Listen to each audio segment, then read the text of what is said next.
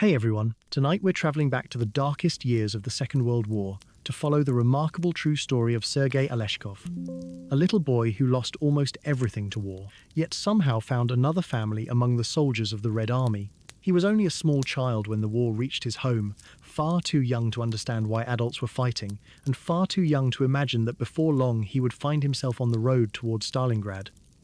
Before anyone called him a son of the regiment, before a medal was ever placed upon his small chest, and before soldiers many times his age would come to regard him as one of their own, Sergei was simply the youngest child of a family living in the small village of Grin in western Russia.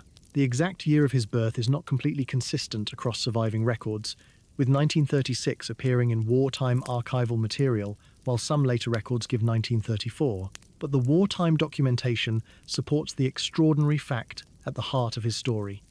When he entered the care of the 142nd Guards Rifle Regiment in September 1942, he was still only a very young boy. His father had died before the war, leaving Sergei's mother to raise 4 sons, and Sergei was the youngest of them. Life in Grin was modest and isolated, surrounded by forests that, to a child, must once have seemed like a world without an ending. Before the war, those trees were simply part of home. They marked familiar paths, places where adults worked and children wandered, places that changed colour with the seasons and stood quietly beyond the houses. Sergei could not have known that the same forest would eventually become the place into which he would run for his life. When Germany invaded the Soviet Union in June 1941, the war moved with terrifying speed across enormous distances. Towns and villages that had seemed far removed from international politics suddenly found soldiers, occupation, fear, and violence arriving directly at their doors. Grin was occupied, and the surrounding area became connected with partisan resistance. Some local residents helped the partisans, including members of Sergei's own family. His older brothers Ivan and Andrei had gone away to fight, while Sergei remained with his mother and his 10-year-old brother Petya. For a child of Sergei's age, the larger meaning of all this would have been almost impossible to understand. Adults whispered about soldiers and danger. Familiar people disappeared. Food became uncertain. The expressions on grown-up faces changed. Perhaps that is one of the cruelest things about childhood during war. A child notices fear long before he understands its cause. He knows that people have stopped laughing as often. He knows that his mother listens carefully when sounds come from outside. He knows that certain questions are answered with silence. But he does not understand borders, invasions, ideology, armies, or strategy. He simply knows that the world that once felt safe has begun behaving differently.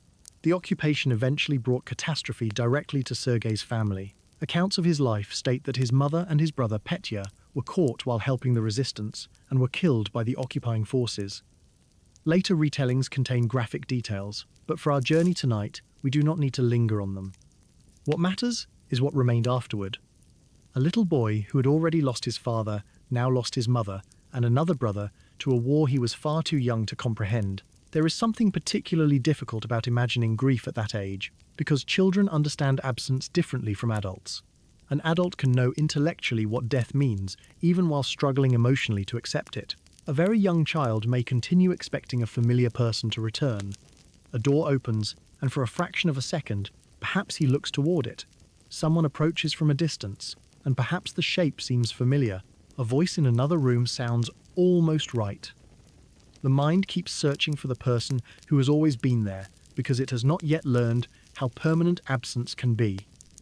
And there was little time for Sergei to understand any of it. In August 1942, violence again swept through the area around Grin as the partisan base was attacked.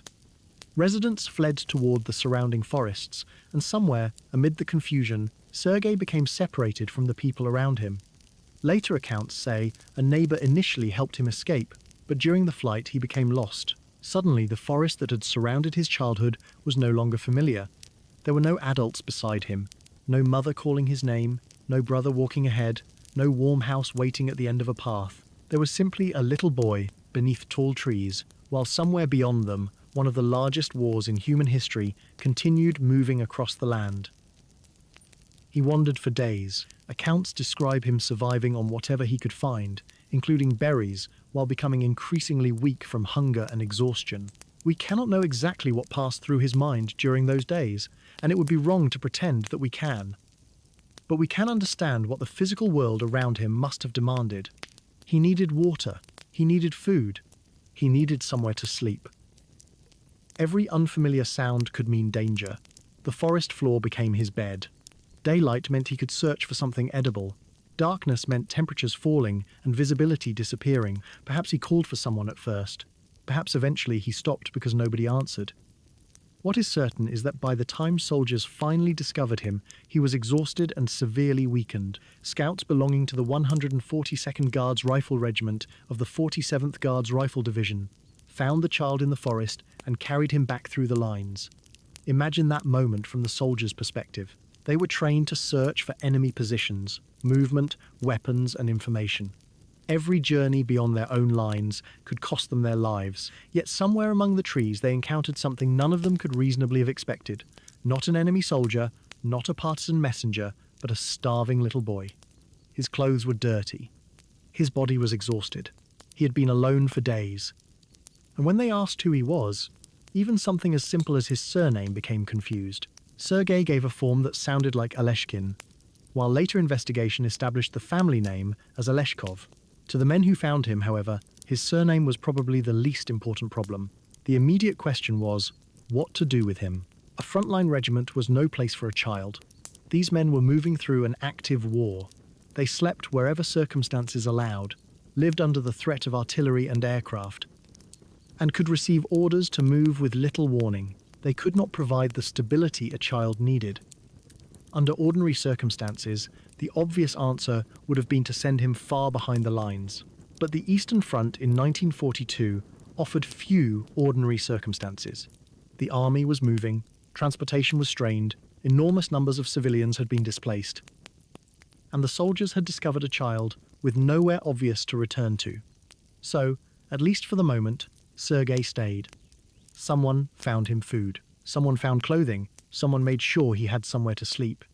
Men who had become accustomed to carrying ammunition and rifles suddenly found themselves looking for something suitable for a child. And slowly, almost without anyone deciding that it should happen, the relationship between Sergei and the regiment began changing. He was no longer simply a civilian child they had rescued. He was becoming their child. The surviving military records are particularly valuable here because they take this extraordinary story out of the realm of legend. Archival documentation records Sergei under the surname form Aleshkin as entering service with the 142nd Guards Rifle Regiment on 8 September 1942, with his role later recorded as a regiment pupil, or what became popularly known as a son of the regiment. The phrase sounds almost romantic today, but it came from a terrible reality. War created large numbers of orphaned and displaced children. Some ended up attached to military units that fed, clothed, protected, and informally raised them. Sergei became one of the youngest and most famous examples.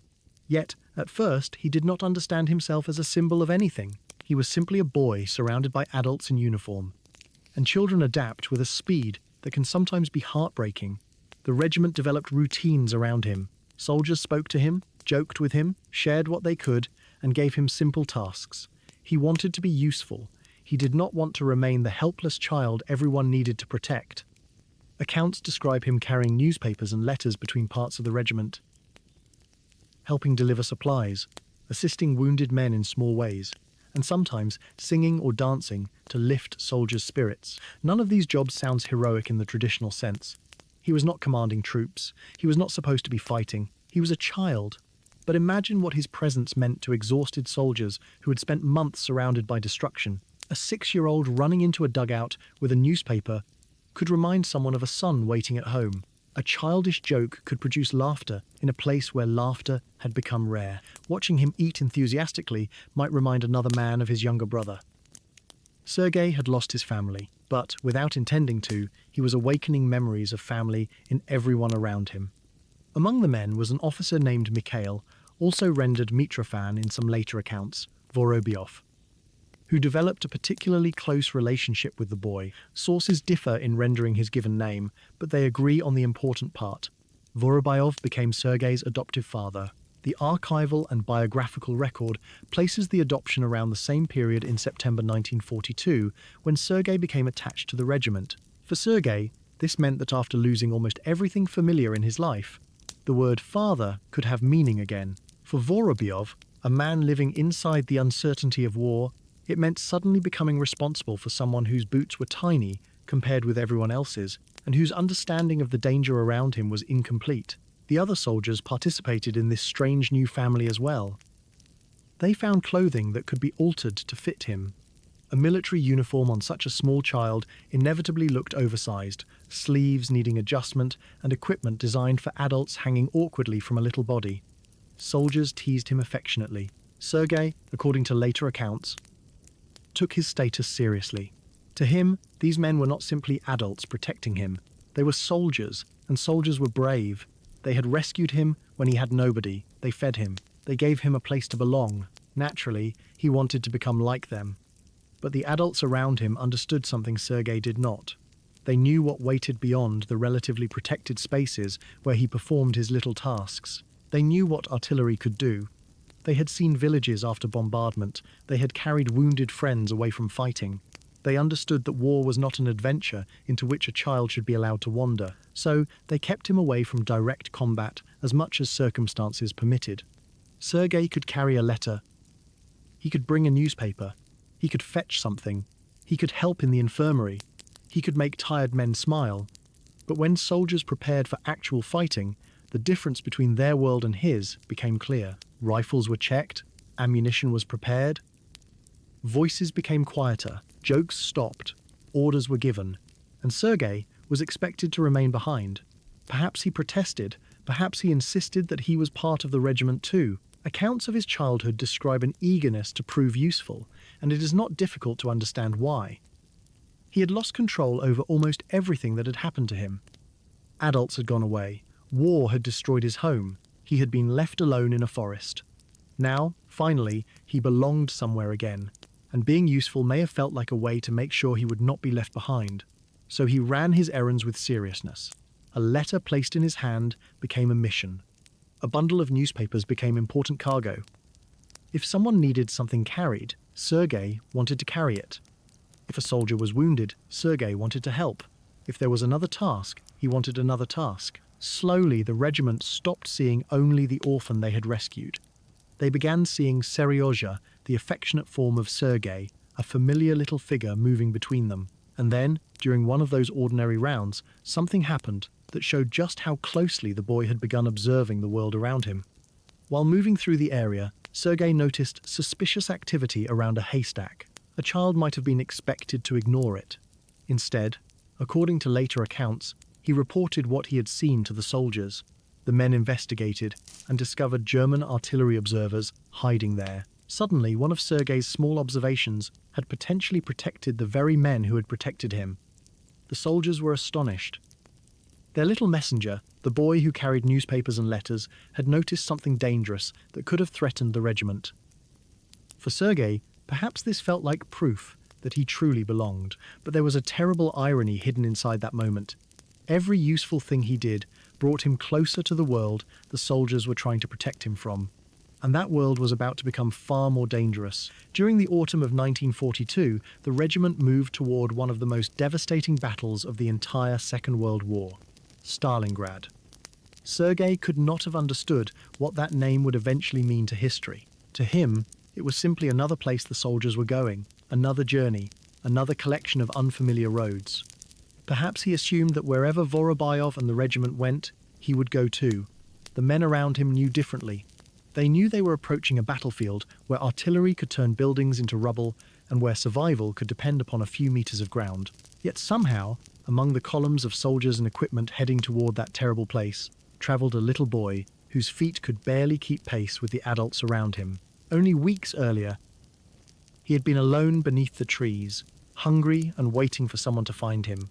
Now he had a uniform, a regiment, a father again, and hundreds of men who knew his name. Sergei may have believed that the worst thing war could do to him had already happened. He had no way of knowing that the moment for which he would eventually receive a real military medal was still ahead, or that it would begin not with him trying to fight an enemy, but with the terrifying possibility that he was about to lose his new father too.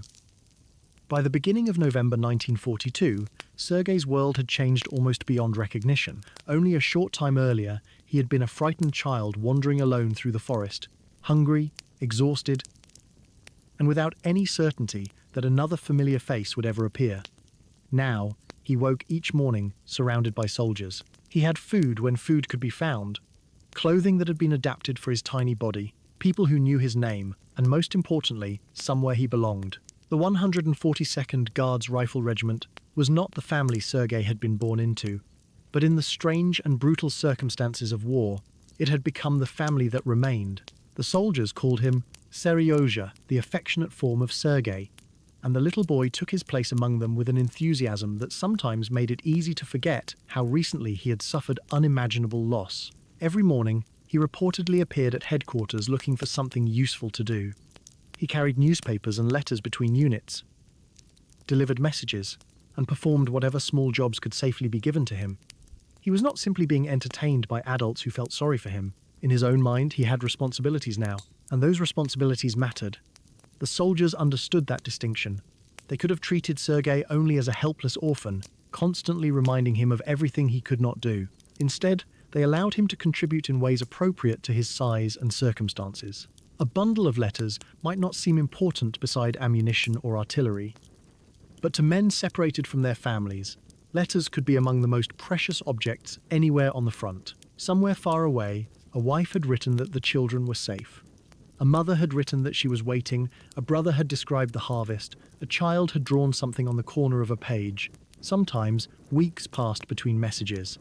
Sometimes the person who wrote a letter did not know whether the man receiving it was still alive. And through the regiment walked a little boy carrying those fragile connections from one place to another. Sergei could not have understood every sentence written on those pages, but he understood that the soldiers wanted them.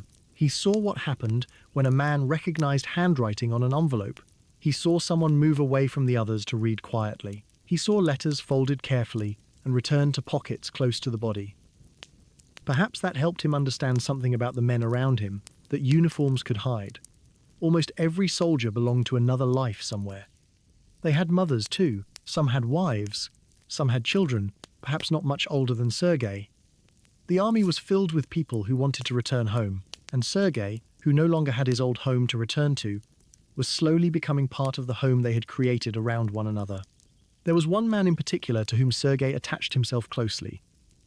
Mitrofan Vorobyov, the officer who became his adoptive father. Historical retellings preserve small stories about the relationship between them, including Sergei's apparent concern that a proper family needed a mother as well. A regimental medical worker named Nina Bedova became connected with their unusual wartime family, and later accounts describe Vorobyov eventually marrying her. Whether Sergei fully understood what he was doing when he tried to arrange the adults around him into the shape of a family is less important than what the impulse reveals.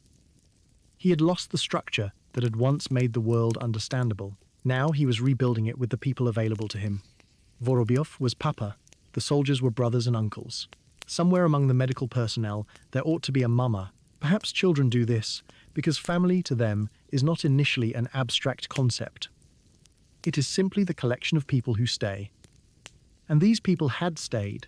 Yet the closer Sergei became to the regiment, the harder it became to protect him from what the regiment actually existed to do. The unit was moving towards Stalingrad, where one of the most destructive battles in modern history was underway. The Battle of Stalingrad had begun months earlier and had transformed the city and surrounding region into a landscape of ruined buildings, artillery positions, shattered roads, smoke, mud, and constant danger. Sergei was too young to understand military strategy. He could not have grasped why armies were concentrating around this particular city or what victory there might mean. He understood the war through immediate things, the expression on Vorobyov's face when orders arrived, soldiers checking equipment, distant explosions, aircraft overhead, wounded men returning from places he had been told not to go, and the increasingly serious atmosphere as the regiment moved closer to danger. For a child who had wanted so desperately to prove that he belonged, the battlefield began revealing something that no uniform could explain. War was not the adventure children sometimes imagined when watching soldiers march. There was no music accompanying the frightened men. There was no guarantee that bravery would keep anyone alive. The people around Sergei could laugh in the morning and disappear before evening. A familiar place could exist at breakfast and become rubble before night. The adults understood this already. Sergei was beginning to learn it. Yet he continued asking for work. Every morning brought another opportunity to help. If newspapers needed delivering, he carried newspapers. If letters needed moving, he carried letters. If someone needed a message taken to another position, he wanted the assignment. His small size and constant movement through the regiment also meant he noticed things. And on 7 November 1942, while distributing a special issue of the Soviet military newspaper Krasnaya Zvezda, or Red Star, Sergei reportedly noticed something unusual around a haystack. According to later accounts, 2 suspicious men were concealed there with radio equipment. Sergei did not approach them or attempt to confront them. He did the sensible thing. He reported what he had seen to the soldiers. The men investigated and identified the hidden individuals as German artillery spotters who could have helped direct fire onto Soviet positions. It was exactly the kind of discovery that could change how the soldiers saw their little companion. Sergei had not defeated anyone. He had simply noticed, understood that something seemed wrong, and told an adult. But in war, information can matter enormously. Somewhere inside, the little boy who once wandered helplessly through the forest was developing a careful awareness of his surroundings. Perhaps surviving alone had taught him to notice things. Perhaps children simply looked at places adults had learned to ignore. Whatever the reason, the soldiers now had another story to tell about Seryoja. He was no longer merely the boy they had rescued. He had helped them. One can imagine how proud he must have felt when the adults praised him. For a child who constantly wanted another assignment, there could hardly have been a greater reward. Yet Stalingrad offered little time for pride. The danger around the regiment intensified, and Sergei himself was not protected by childhood from bullets, bombs, or artillery. Later accounts describe several occasions during his time at the front when he was wounded or narrowly escaped death. The adults could tell him to stay behind, but there was no truly safe behind when aircraft and artillery could reach positions far from direct fighting. Explosions did not stop because a child was nearby. Shrapnel did not know his age. Sergei was learning this not through stories, but through sound. The approaching aircraft, the sudden orders, the instinctive movement of soldiers toward cover.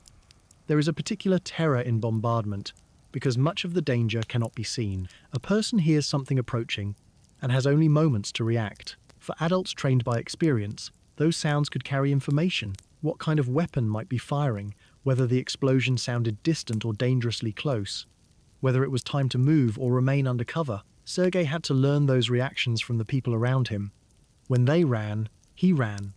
When Vorobyov ordered him down, he went down. When everyone waited, he waited. Perhaps at first he asked questions. Eventually, he may not have needed to.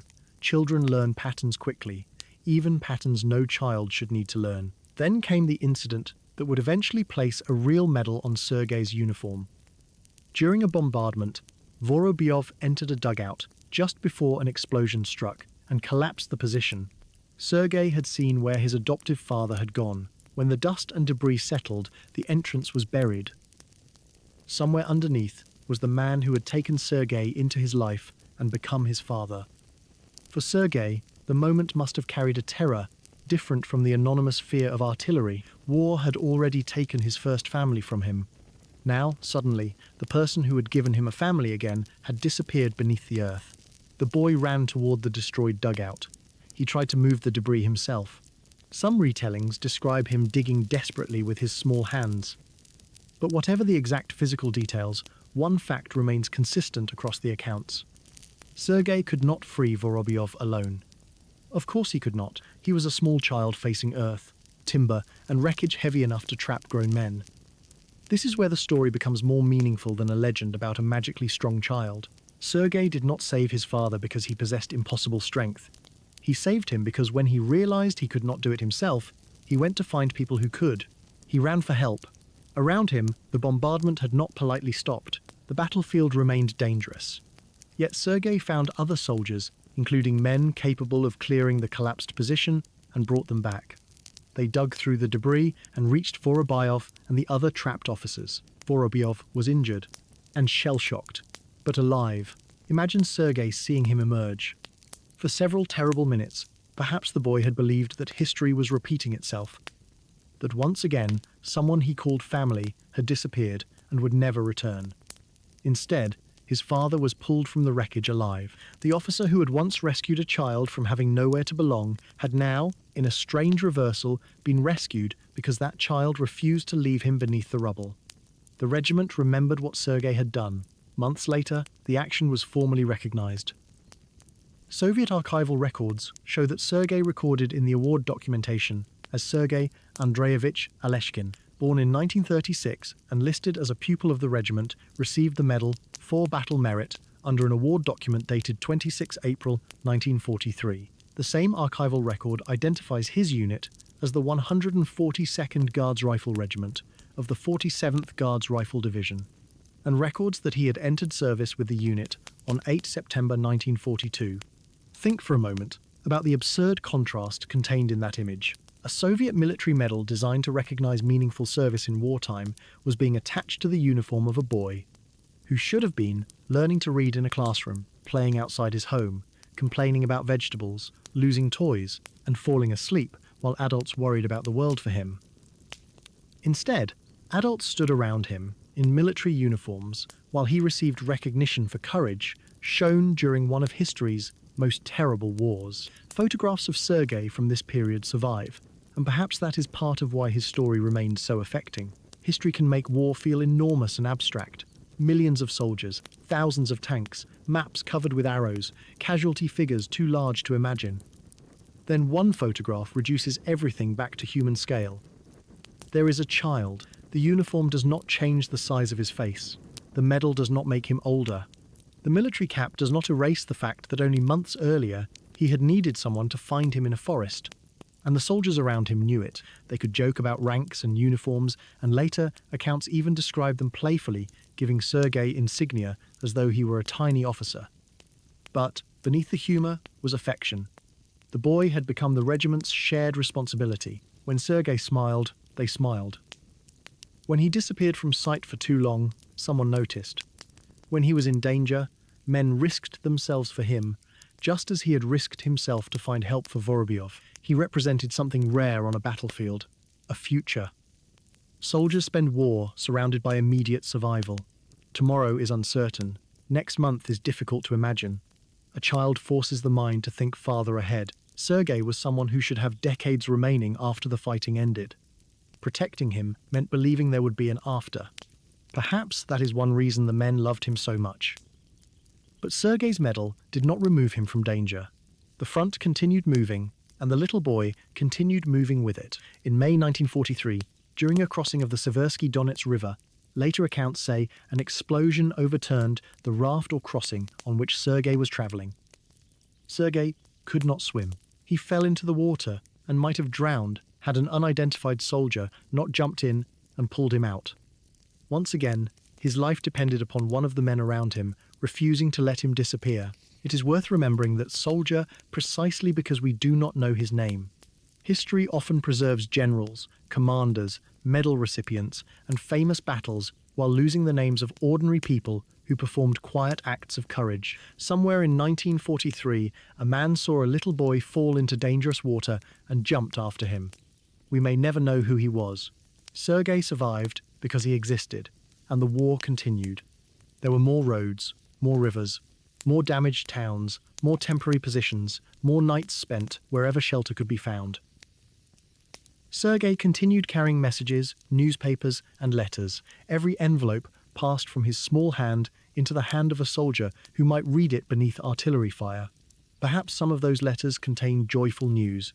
Perhaps some contained worries, carefully hidden between ordinary sentences. Perhaps some were read again and again until the paper softened along the folds.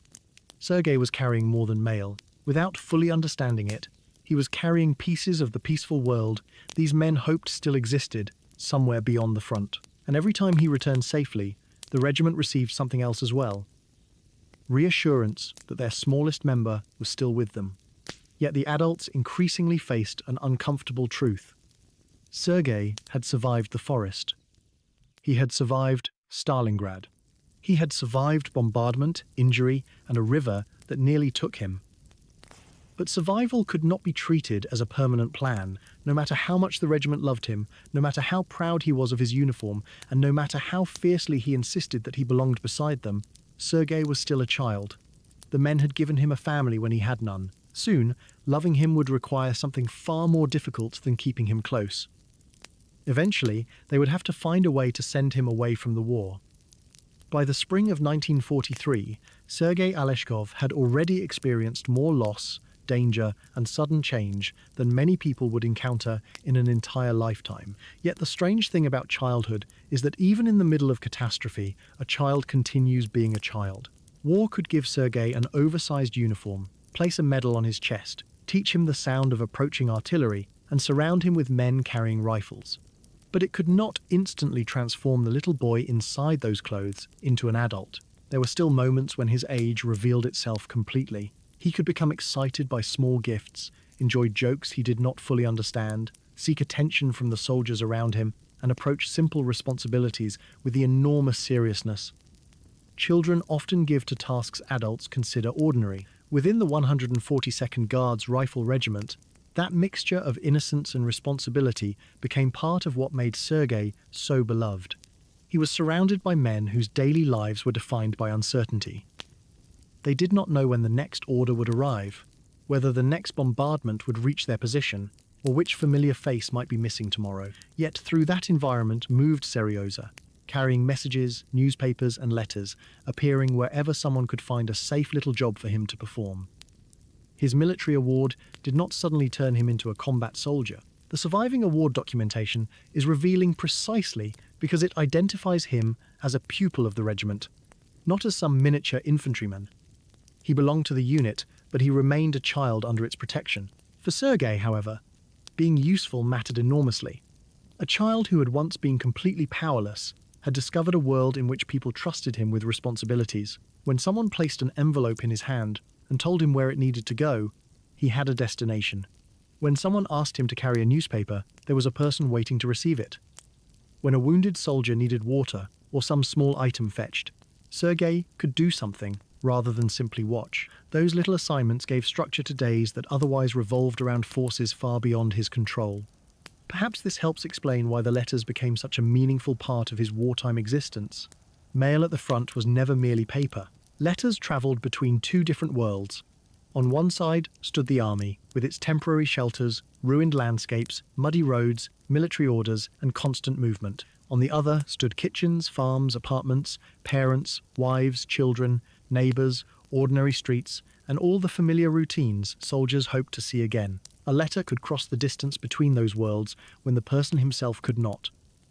Sergei carried some of those connections through the regiment. Later accounts of his service repeatedly describe him delivering mail and newspapers and performing other small duties for the soldiers. We should be careful not to invent conversations that history did not preserve, but it is easy to understand why the sight of Sergei carrying letters could have affected the men around him. Many of those soldiers were fathers. Somewhere hundreds or thousands of kilometers away, another small child might have been waiting for one of them. A man could look at Sergei and suddenly imagine his own son. Another might remember a younger brother. Someone else might remember the child he had been before adulthood and war arrived. Sergei therefore provided something the army could never issue from a supply depot, a reminder of ordinary life. And the soldiers returned that gift by surrounding him with affection. They improvised clothing for him. They fed him. They protected him whenever possible. They joked with him and encouraged him. His relationship with his adoptive father, Guards Major Mitrofan Danilovich Vorobyov, became particularly important. Vorobyov was not simply the commander Sergei followed around camp. He became the central figure in the boy's reconstructed family. Biographical accounts describe Vorobyov formally adopting Sergei during the war, transforming a relationship created by circumstance into one that continued beyond the battlefield. For Sergei, that must have offered something no medal could provide. He had a father again, yet the strange family that formed around him extended beyond one man. The regiment collectively watched over him, and Sergei responded by becoming emotionally attached to the unit itself. The soldiers were not interchangeable adults in uniforms. They were people whose faces he knew, whose voices he recognized, whose moods he could read. He knew which men would joke with him and which would pretend to be stern before smiling. He learned where people slept and where messages needed to go. He learned that a soldier returning from a difficult assignment might want quiet rather than conversation. He learned that wounded men sometimes tried to reassure everyone else, even when they themselves were frightened. And slowly, without anyone sitting him down to explain it, Sergei began learning what war really was. When he first came to the regiment, the uniform had fascinated him. The soldiers had rescued him, and in the eyes of a little boy, they must have seemed almost impossibly capable. They knew where to go. They had food, they had vehicles and equipment. Adults listened when their officers spoke. For a child whose world had collapsed, the army could easily look like the strongest and safest thing remaining. But the longer Sergei stayed, the more complicated that image became. He saw uniforms torn and dirty. He saw men return wounded. He saw medics working urgently. He saw positions abandoned because they were no longer safe. He watched soldiers receive letters that made them smile, and perhaps others that left them silent. He saw men disappear from the regiment, and learned that sometimes they would not return. The great heroic image of war gradually gave way to something much quieter and sadder. Most soldiers were not searching for opportunities to become heroes. They were trying to survive, protect one another, complete their responsibilities, and eventually go home. Sergei had already encountered this truth personally when Vorobyov was buried by the collapse of the dugout during shelling. The little boy, who might once have imagined bravery as charging toward danger, had discovered another form of courage. He could not lift the debris himself. He could not magically become stronger because someone he loved was trapped beneath it. What he could do was recognize that help was needed, run through danger, find adults capable of rescuing Vorobyov, and refuse to give up until they came. That action was one of the reasons his service was formally recognized with the Medal for Battle Merit in April 1943. The official Soviet award record survives today, identifying Sergei and his regiment, and preserving the extraordinary fact that such a young child received military recognition during the war. But perhaps the medal meant something different to Sergei than it did to the adults. Adults understood decorations through military service and formal recognition. A little boy might simply have understood that the men he admired were proud of him. He had helped Papa. Papa was alive. The soldiers were pleased. That was enough. And yet every episode that made Sergei appear courageous also reinforced the uncomfortable question hanging over the regiment. How long could this continue? The soldiers could protect him from some dangers, but they could not control the war itself. Artillery did not distinguish between a decorated regiment pupil and an adult soldier. Aircraft could attack roads and crossings. Mines remained hidden. Vehicles overturned. Disease and exposure existed alongside bullets and shells. Sergei had survived extraordinary circumstances already, but survival did not mean safety. The incident at the Seversky Donets crossing illustrated this brutally. Accounts of Sergei's life describe him falling into the river after an explosion disrupted the crossing and being rescued because a soldier went into the water after him. Sergei could not swim. For a few moments, all the medals, uniforms, courage, and affection in the world meant nothing compared with the simple physical fact that a small child was in deep water. Someone had to reach him. Someone did. Again, he survived, because another person refused to leave him behind. That pattern runs through Sergei's entire wartime story. He is often remembered because of his own courage, but his survival was equally a story about adults repeatedly choosing to protect him. Scouts found him in the forest. Soldiers fed him. Vorobyov adopted him. Someone pulled him from the river. Medical personnel treated him when necessary. The regiment found ways to keep him useful without deliberately turning him into an ordinary frontline fighter. His story was not really the story of a child becoming a warrior. It was the story of a child accidentally entering the machinery of war and hundreds of exhausted adults trying, imperfectly but persistently, to preserve the childhood that machinery threatened to take away. And perhaps Sergei himself slowly began understanding that difference. He still wanted responsibilities. He still wanted to accompany the men. He still wanted to prove he belonged. But usefulness no longer had to mean fighting. A letter delivered safely mattered. A message reaching the correct person mattered. A suspicious detail reported to an adult mattered. Bringing water mattered. Making a wounded soldier smile mattered. The little boy who once might have looked at rifles as symbols of belonging was learning that there were countless ways to help people without carrying one. His own experience had already proved it. When Vorobayev was trapped, Sergei had not defeated an enemy. He had saved a life, and that was the action for which people remembered him. As months passed, however, the front continued demanding movement. The Soviet victory at Stalingrad did not end the war. Germany still occupied enormous territories, and the fighting continued westward through 1943 and beyond. Sergei's regiment remained part of that vast struggle, which meant every kilometre travelled carried the child into another uncertain environment. The men around him increasingly understood that affection alone could not justify keeping him there forever. They loved having Seryoza among them, but precisely because they loved him, they had to imagine a future in which he was somewhere else. Somewhere with classrooms instead of dugouts. Somewhere the sound of an aircraft did not automatically mean looking for cover.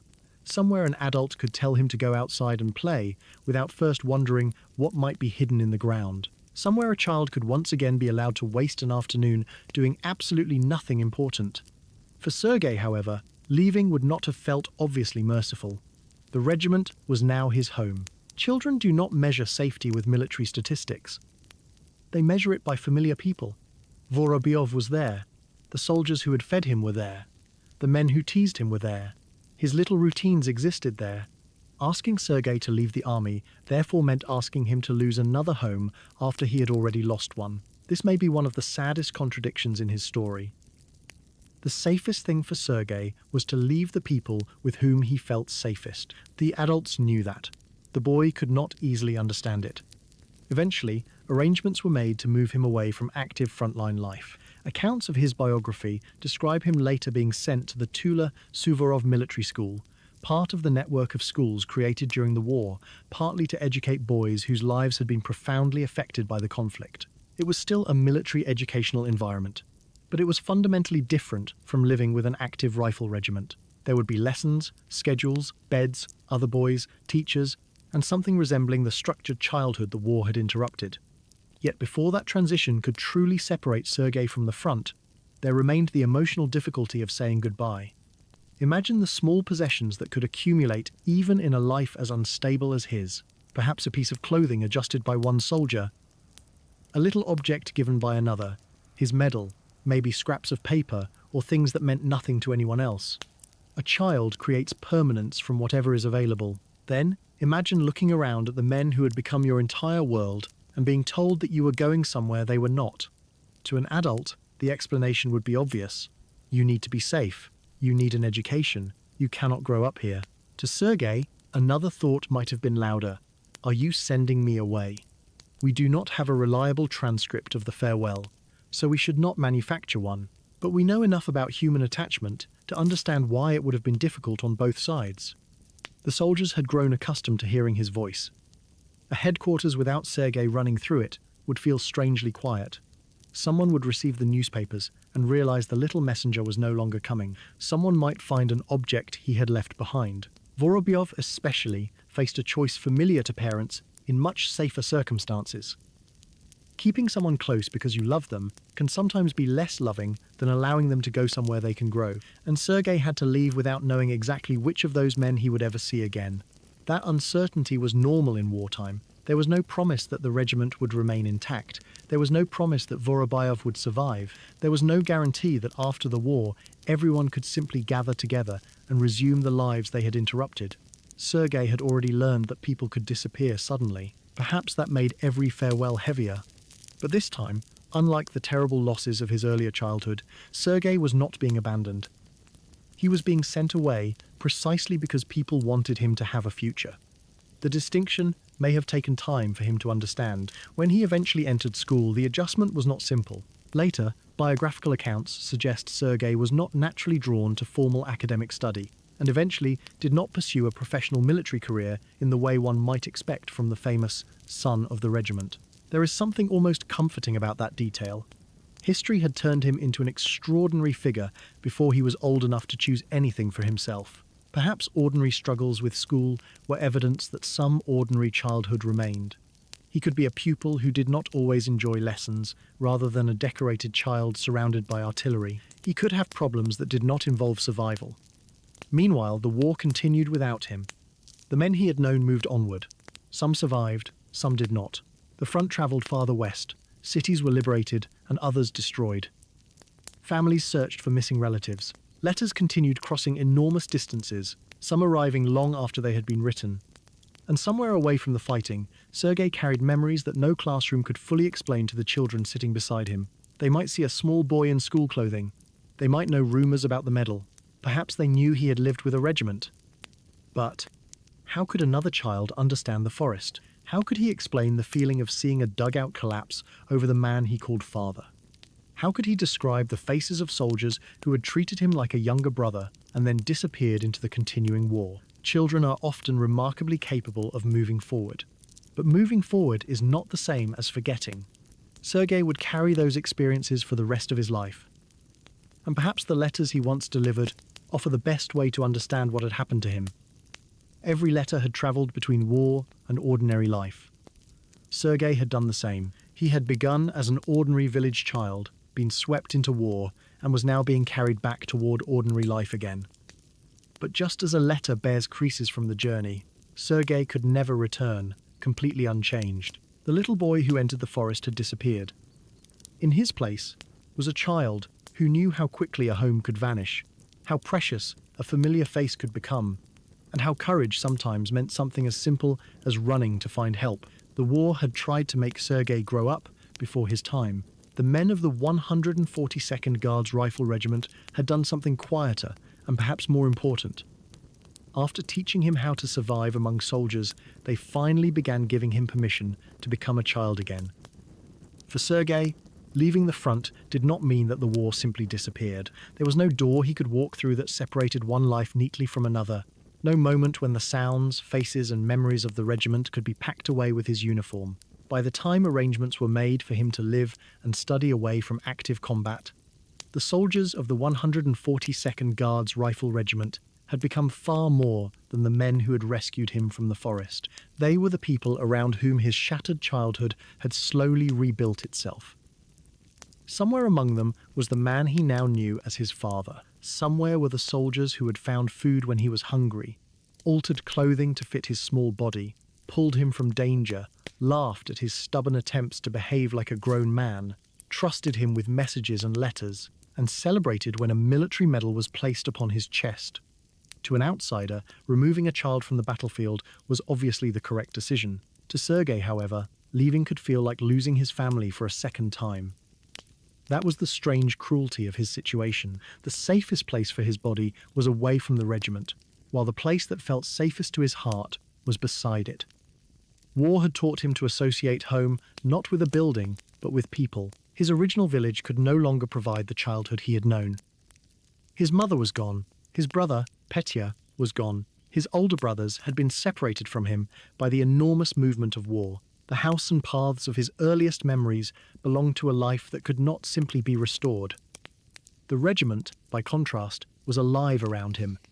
Every morning he could hear familiar voices. He knew where to find Vorobyov. He knew which soldiers would smile when he appeared. He knew where letters needed to go and which little jobs might be waiting. Even the routines of military life, however dangerous, had become familiar. And familiarity is one of the ways children understand safety. The adults knew something Sergei could not yet fully accept.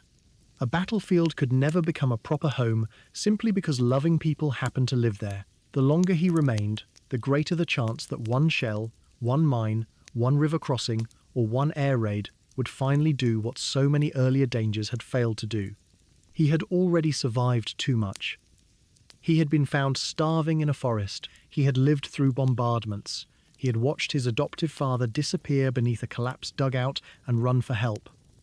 He had reportedly fallen into dangerous water during a river crossing and needed another soldier to save him. The medal on his chest proved his courage, but to the adults around him, it must also have been an uncomfortable reminder of how absurd his circumstances had become. A child had received a military decoration because adults had allowed war to reach a place where children were forced to behave courageously. The medal could be admired, while the situation that made it necessary could still be mourned. So the question gradually became not whether Sergei belonged to the regiment everyone knew that he did, but whether belonging required him to remain physically beside it. Vorobyov had accepted the role of father, and fatherhood demanded a different kind of courage from battlefield command. A commander might want every useful person close to his unit. A father had to ask where his child could actually grow. Sergei needed food that did not depend upon military supply lines. He needed a bed that did not have to be abandoned when orders changed. He needed other children. He needed teachers. He needed books. He needed to learn things that had nothing to do with recognizing danger. He needed mornings in which nobody studied the sky for aircraft. He needed nights when a loud noise did not mean artillery. Most of all, he needed time, years of ordinary time, in which childhood could slowly return. Eventually, Sergei was sent away from active frontline life and later entered the Tula Suvorov Military School, one of the military-style schools established during the war years to educate boys, including many whose families and childhoods had been devastated by the conflict. His connection with the military therefore did not disappear completely, but the world around him changed profoundly. Instead of an active rifle regiment moving through combat zones, there were classrooms, instructors, lessons, schedules, other pupils, beds arranged for students rather than soldiers, and days structured around education rather than survival. The transition sounds simple when reduced to a sentence in a biography. The boy left the regiment and went to school. But emotionally, it represented an enormous change. Imagine Sergei's first nights away from the men he knew. In the regiment, there had always been someone nearby. Even when conditions were terrible, familiar voices surrounded him. At school, there would be other boys, but they were strangers. Teachers could care for him, but they were not the soldiers who had carried him from the forest. A bed could be safer than a dugout and still feel less comforting because Vorobyov was not sleeping nearby. Perhaps the silence itself felt unusual. People who have lived for long periods around war sometimes describe becoming accustomed to sounds that should never feel normal. Engines, distant artillery, shouted orders, footsteps, weapons being handled, vehicles moving at strange hours. These noises become part of the environment. Remove them suddenly, and quiet can feel almost unnatural. Sergei had been very young when he entered that world. It had shaped his understanding of everyday life, at precisely the age when children normally learn what everyday life is supposed to be. Now adults were asking him to learn a different version.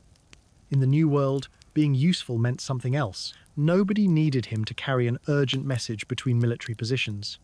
Nobody praised him for noticing suspicious movement near a haystack. His responsibilities became those of a student, waking on schedule, attending lessons, learning to read and write more fully, following instructions, keeping his belongings organized, studying subjects whose importance might have seemed completely mysterious, compared with the immediate usefulness of carrying a letter to a soldier. It would not be surprising if Sergei found some of this difficult. Later accounts of his life suggest that formal schooling did not come naturally to him and that he did not ultimately follow the long military career people might have predicted for the famous child of the regiment. There is a strange beauty in that. History often wants extraordinary children to remain extraordinary forever. We imagine the 6-year-old hero becoming a great general, as though childhood courage must determine an entire life. But Sergei had never chosen to become famous. He had never applied to join a war. Circumstance had placed him there. Being allowed eventually to become ordinary was perhaps one of the greatest gifts survival could offer him. Somewhere during those school years, he had to learn that failure could mean receiving a poor mark rather than losing someone he loved. He could make mistakes without anyone dying. He could dislike a lesson. He could become bored. He could argue with another boy about something trivial. He could lose an object and discover that the world continued. Ordinary childhood frustrations, insignificant beside Stalingrad, were precisely the kinds of problems he deserved to have. Yet the people of the regiment did not simply disappear from his emotional life. Vorobyov remained his adoptive father, and the family connection created during war continued beyond the immediate circumstances that had produced it. Sergei had not merely been temporarily looked after by an officer, he had been taken into a family.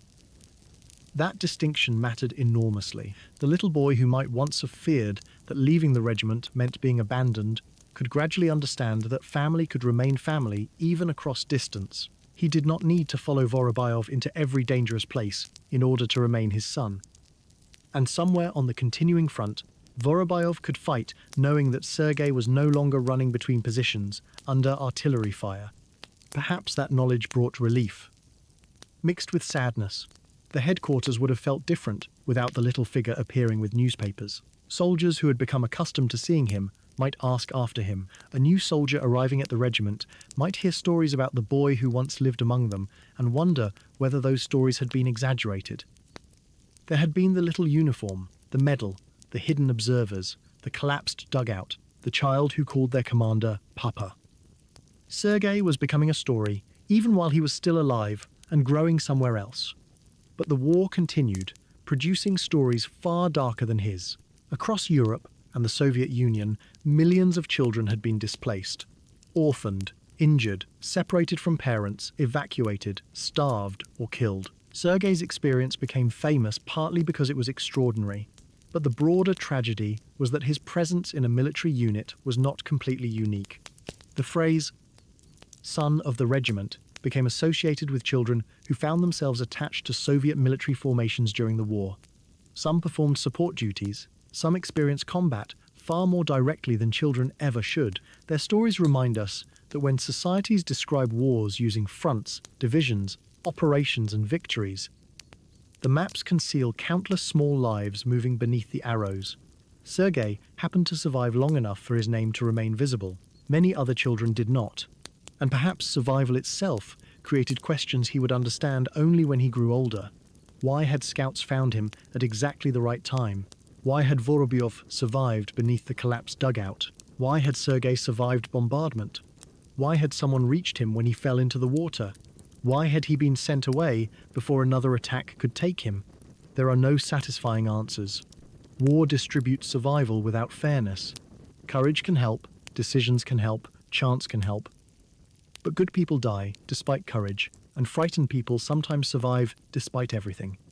Sergei's story should never be used to suggest that bravery guarantees safety. His survival depended upon courage, certainly, but also upon extraordinary luck and repeated acts of care from other people. That may be the more meaningful lesson.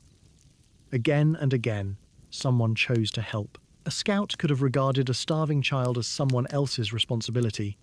Instead, the soldiers carried him back. A regiment overwhelmed by its own needs could have passed him farther along immediately.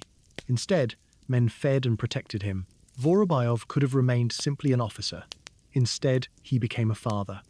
When Sergei fell into water, a soldier jumped after him.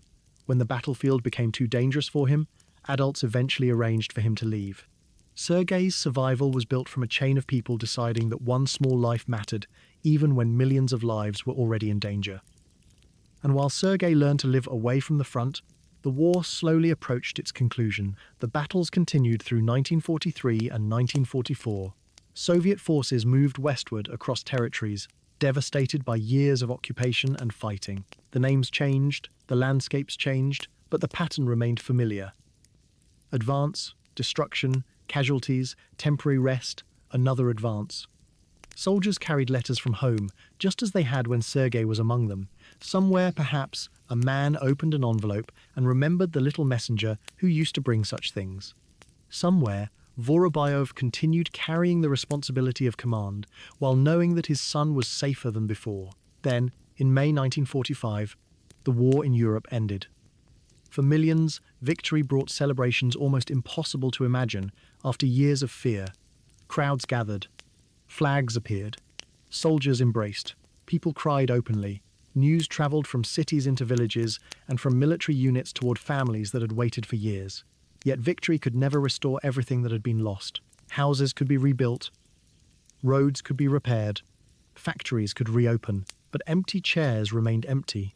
Parents waited for children who would not return. Children waited for fathers whose last letters had arrived months earlier. Entire communities carried absences that no parade could erase. Sergei belonged to that generation. The end of the war could not return his mother or Petya. It could not give him back the years spent wandering between civilians and soldiers. It could not make the forest simply a forest again. But it did give him something enormously valuable: the possibility of a future in which tomorrow did not automatically contain another battle. As he grew older, the uniform that had once been adjusted to his tiny body became too small. The medal remained, But Sergei himself changed. The child photographed in military clothing slowly became an adolescent and then a young man, and with every year, the extraordinary contrast between his age during the war and ordinary childhood became easier to understand. A 6-year-old may think 6 is old enough to do almost anything. An adult looking back understands just how small 6 really is. Perhaps Sergei himself eventually looked at photographs from those years and saw something different from what he had seen at the time. As a child, he may have seen a proper uniform, a medal, proof that he belonged with the men he admired. As an adult, perhaps he saw a boy whose sleeves were too large, a boy standing among soldiers because war had left him nowhere else to stand. After his education, Sergei did not become the legendary battlefield commander that a fictional version of his life might demand. He eventually lived a largely civilian life.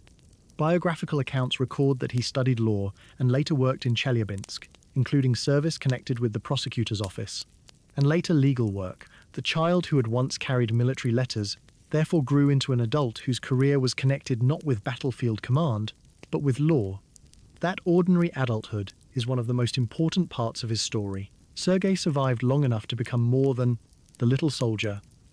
He became a husband, a professional, a citizen, a man with decades of life, after the photographs that made him famous. War was something that had happened to him. It did not have to remain everything he was. Yet the people who had shared those years remained woven into his life. His adoptive relationship with Vorobyov continued, and Sergei never entirely escaped public interest in the extraordinary childhood he had experienced.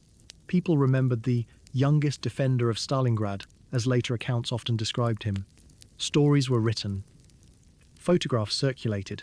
Eventually, his life inspired books and screen portrayals, but beneath every retelling remained a much simpler human story.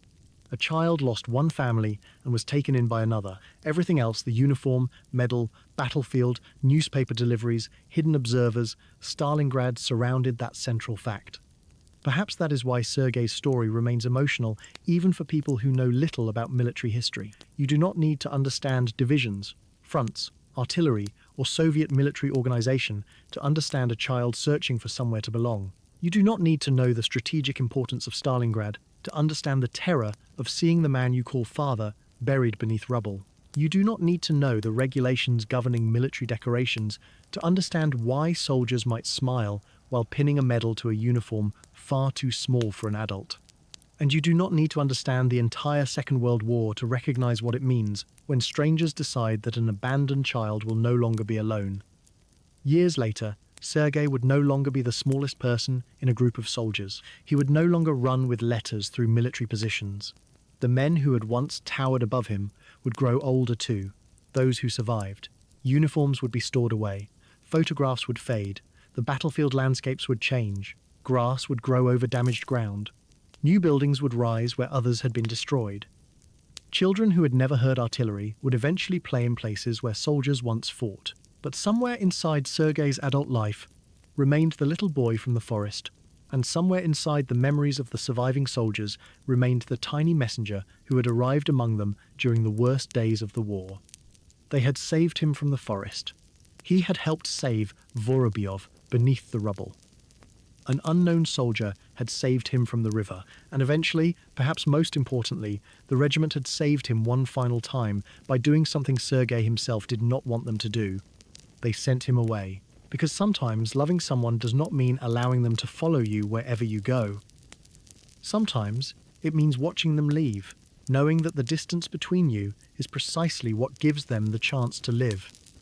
When the war finally ended, Sergei Aleshkov faced a challenge that received no medal and appeared on no battlefield map. He had to learn how to live in a world where survival was no longer supposed to be his most important responsibility. For years, almost every part of his childhood had been shaped by forces beyond his control.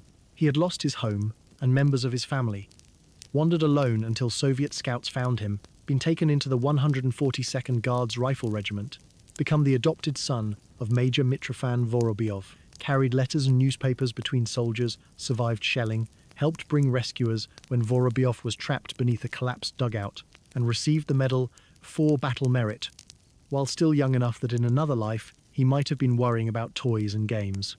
Now the fighting was ending.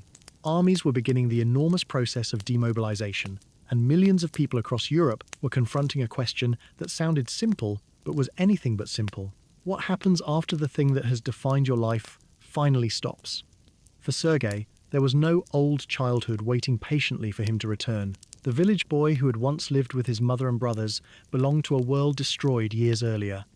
Even if familiar roads still existed, the people who had made those roads feel like home were missing. He could not walk backward through time. He could only continue forward. His education offered one path. Sergei attended the Tula Suvorov Military School, created in the wartime Soviet system that provided structured education for boys, including many whose families had been deeply affected by the conflict. The setting still contained military discipline, uniforms, routines, and hierarchy, things that would have been familiar to Sergei after his unusual years with the regiment. But there was one enormous difference. The purpose was no longer to survive a battlefield.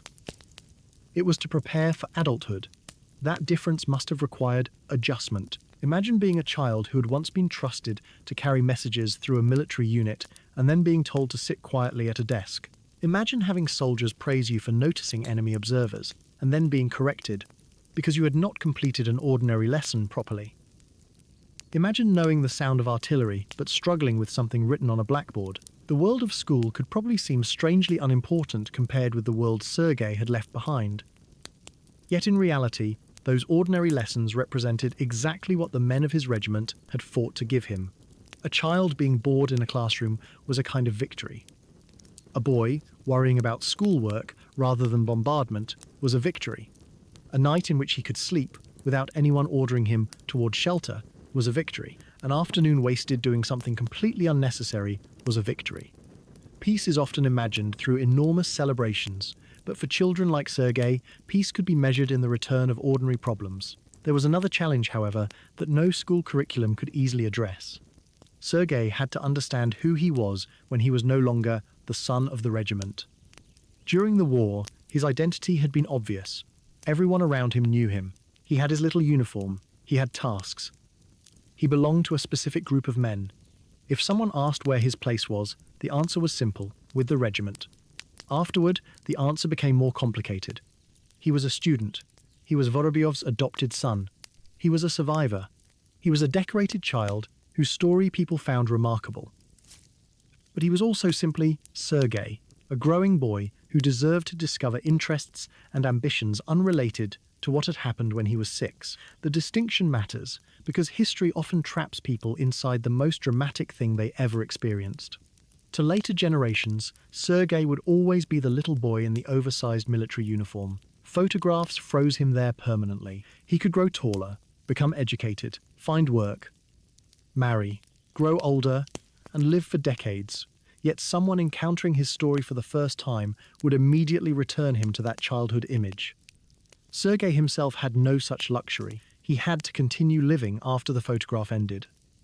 As the years passed, he eventually left the military school path and pursued civilian education. He later studied law in Kharkiv and built an adult career in the legal field, eventually living and working in Chelyabinsk.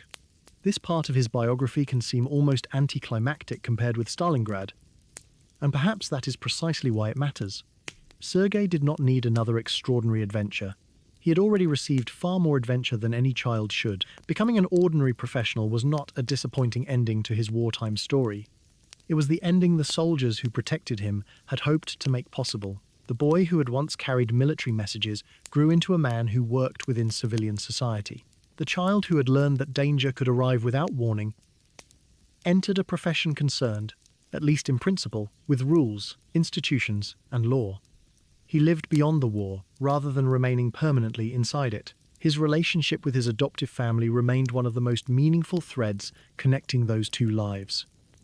Mitrofan Vorobyov had entered Sergei's story as an officer and become something much more important. War had created their meeting, but peace allowed the relationship to become more than a wartime arrangement. This matters because it changes the emotional meaning of Sergei's rescue. If Vorobyov had merely cared for him temporarily, the story would still have been remarkable. Instead, the little boy who lost his biological father before the war and then lost his mother found another person willing to accept the responsibility of being his parent. Sergei's second family had begun in one of the least suitable places imaginable, among rifles, dugouts, military vehicles, and artillery fire. But it did not have to disappear when those things disappeared. Somewhere in that transition from war to peace, Sergei could begin understanding something that had probably been impossible to trust while he was wandering alone in the forest. Not everyone leaves. Some people stay. Some relationships survive changes in uniforms, locations, and circumstances. Some families are created not because people share the same beginning, but because they decide to share what comes afterward. Yet, peace did not erase memory. We cannot responsibly invent Sergei's private thoughts or claim to know exactly how particular experiences affected him psychologically, but no one could pass through such events without carrying a history. Certain dates would have meant things other people did not understand. Certain names would have brought faces immediately to mind. A military photograph could contain men whose later fate Sergei knew, and others whose fate remained uncertain. A letter arriving in ordinary civilian life might remind him of the countless envelopes he once carried through the regiment. A boy of 6 walking beside his parents might cause an adult Sergei to understand, perhaps more sharply than ever, just how small he himself had been. Childhood creates a strange distortion of scale. When you are 6, you do not feel impossibly young. You simply feel like yourself. Adults seem large because adults have always been large. Roads seem long because your legs are short. Responsibilities given to you feel important because they are yours. Only later, when you stand beside another 6-year-old, can you truly comprehend the size of the child you once were. Perhaps that is one reason Sergei's surviving photographs remain so powerful. Look at them as an adult. And the uniform cannot hide the obvious truth. He is tiny. His face belongs to a child. The military decorations create not an image of triumph, but a contradiction. This person should not have needed to earn them, and yet he did. The soldiers who surrounded Sergei during the war also carried him forward through their memories. To them, he was not merely a historical curiosity. He was Serioja. They remembered the child who appeared with newspapers, the boy who wanted another task, the little figure everyone watched for whenever danger approached. Veterans could tell stories that official documents never recorded because military paperwork preserves awards, units, dates, and orders far better than it preserves affection. An archive might record that Sergei was a pupil of the regiment. It cannot easily record the way a tired soldier smiled when he saw him approaching. It might record the medal he received. It cannot record every hand that adjusted his clothing, shared food with him, or made sure he was warm enough at night. It can tell us the regiment's number. It cannot count how many men quietly thought of their own children when Sergei walked past. That invisible history may be the most important part. Armies are institutions designed for organized violence. Yet inside them remain individual human beings, capable of tenderness. Even while surrounded by destruction, Sergei survived, partly because enough of those people looked at him and refused to see merely another wartime problem. They saw a child. When food was scarce, they still fed him. When everyone was exhausted, someone still watched over him. When keeping him nearby became too dangerous, they found another path for him. Their actions did not end the war or change the outcome of a campaign. They changed one life. And sometimes, history becomes easier to understand when reduced to that scale. Millions of people were displaced during the Second World War. The number is so enormous that the mind struggles to feel it. Sergei gives one face to the word displaced. Millions lost relatives. Sergei gives one family to that absence. Millions depended upon strangers. Sergei gives us one regiment of strangers who decided to become family. His story, therefore, does not need exaggeration. It does not need fictional missions, impossible feats, or invented final words. The documented outline is already extraordinary enough. A small boy lost in wartime was found by scouts. He remained with a Guards Rifle Regiment. An officer adopted him. He performed small support duties. He noticed suspicious men hiding near a haystack and alerted adults. When shelling buried his adoptive father beneath a dugout, he sought help and contributed to his rescue. He received a military medal. He survived the war. And then, perhaps most remarkably of all, he grew up. Growing up sounds ordinary only because most children are allowed to do it. For Sergei, Adulthood itself represented survival. Every birthday after the war marked another year the forest had failed to take from him, another year the shelling had failed to take from him, another year the river had failed to take from him. Eventually, the tiny uniform existed only in photographs and memory. His hands became those of an adult. His voice changed. The soldiers who once towered over him became elderly men. The Soviet Union rebuilt devastated cities. New generations were born, and Stalingrad itself was eventually renamed Volgograd. The battlefield, on which Sergei had once been a little figure among millions, became history taught to students who had never heard artillery outside a classroom. But time does something strange to stories like his. The farther the events recede, the easier it becomes to turn them into legend. Details become polished. Retellings add conversations nobody recorded. Heroism becomes cleaner than it actually was.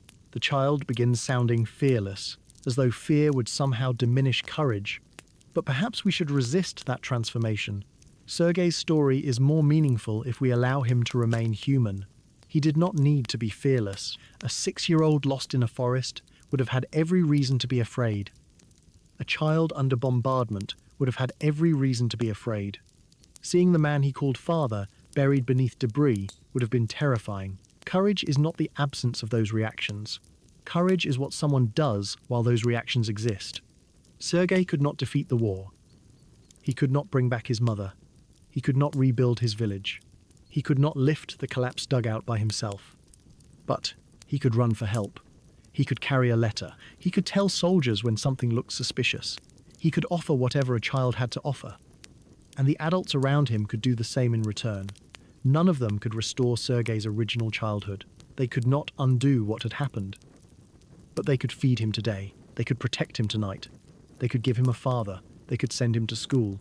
They could create enough small acts of care that eventually those acts became a future. This is perhaps where the emotional heart of Sergei's story truly lies. It is tempting to call him the youngest soldier, the little hero of Stalingrad, or the decorated child of the regiment. Those descriptions attract attention because they contain an astonishing contrast between childhood and war. But Sergei's greatest victory was not that he managed to resemble a soldier. It was that despite everything the war did to him, he eventually had the opportunity to stop being one. He could remove the uniform. He could enter a classroom. He could study law. He could become an adult whose daily work did not require carrying messages through artillery fire. He could live in a world where a letter was simply a letter, and perhaps somewhere during those ordinary adult years, an envelope occasionally arrived bearing his own name.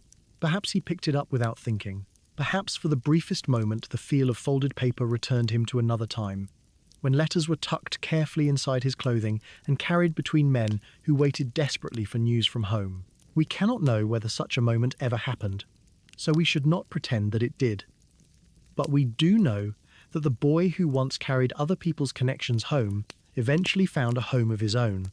The war had introduced Sergei to humanity at its most destructive. His survival introduced him to something else, humanity's stubborn ability to care even while destruction surrounds it. The men of the regiment could not save everyone. They knew that better than anyone. But they could save Seryoja.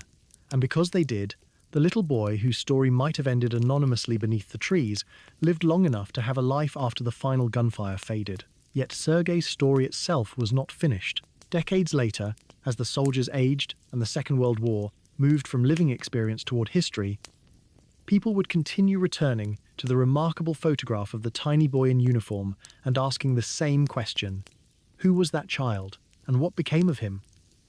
The answer would carry Sergei's story far beyond the regiment that first knew his name, eventually turning one small wartime life into a symbol remembered long after the battlefield had fallen silent. As the years passed, Sergei Aleshkov became increasingly distant from the tiny boy preserved in wartime photographs.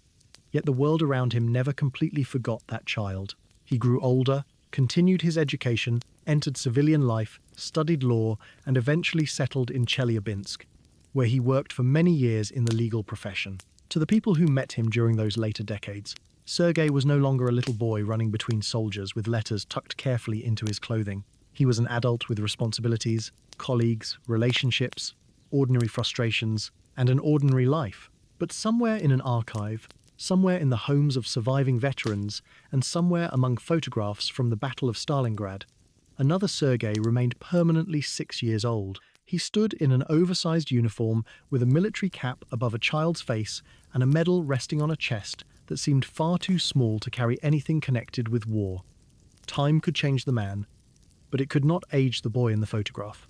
And perhaps this is one of the strange consequences of surviving something extraordinary at a very young age. Everyone else remembers the moment that made you famous, while you must continue living beyond it.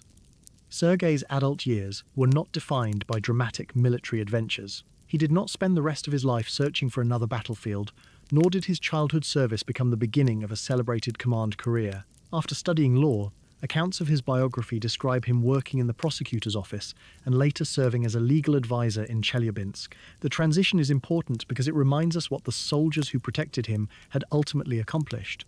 They had not preserved Sergei so that he could remain forever connected to war. They had preserved him so that he could have decades in which war was no longer necessary.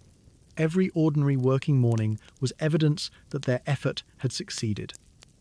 Every year in which he went to an office instead of a dugout was another year returned to him. Every evening in which he could simply go home was something the little boy wandering alone through the forest could never have imagined. Yet the Second World War remained part of the landscape of Sergei's generation. It existed in commemorations, veterans' meetings, medals stored carefully in boxes, old photographs, letters preserved by families, and names engraved on memorials. The Soviet Union remembered the victory at Stalingrad with enormous significance, and the people who had survived the battle carried their own much more personal versions of that history. For military historians, Stalingrad could be studied through divisions, supply routes, troop movements, strategic decisions, industrial production, and casualty figures. For Sergei, the name represented something smaller and more intimate. It was the place where his second father had disappeared beneath a collapsed dugout. It was the place where a frightened child realized that his own hands were not strong enough to rescue him, and therefore ran to find people whose hands were. It was the place where the little boy who had already lost one family refused to stand quietly while another member of his new family might be taken away. The official military record preserved part of that story. Sergei Andreevich Aleshkov, recorded in wartime documents under the surname form Aleshkin, was recognized with the Medal for Battle Merit in 1943 while serving as a pupil of the 142nd Guards Rifle Regiment. That document matters because stories surrounding famous wartime children often grow more dramatic as decades pass. But the archival record confirms the remarkable core. Sergei really existed, really belonged to the regiment, and really received formal military recognition while still extraordinarily young.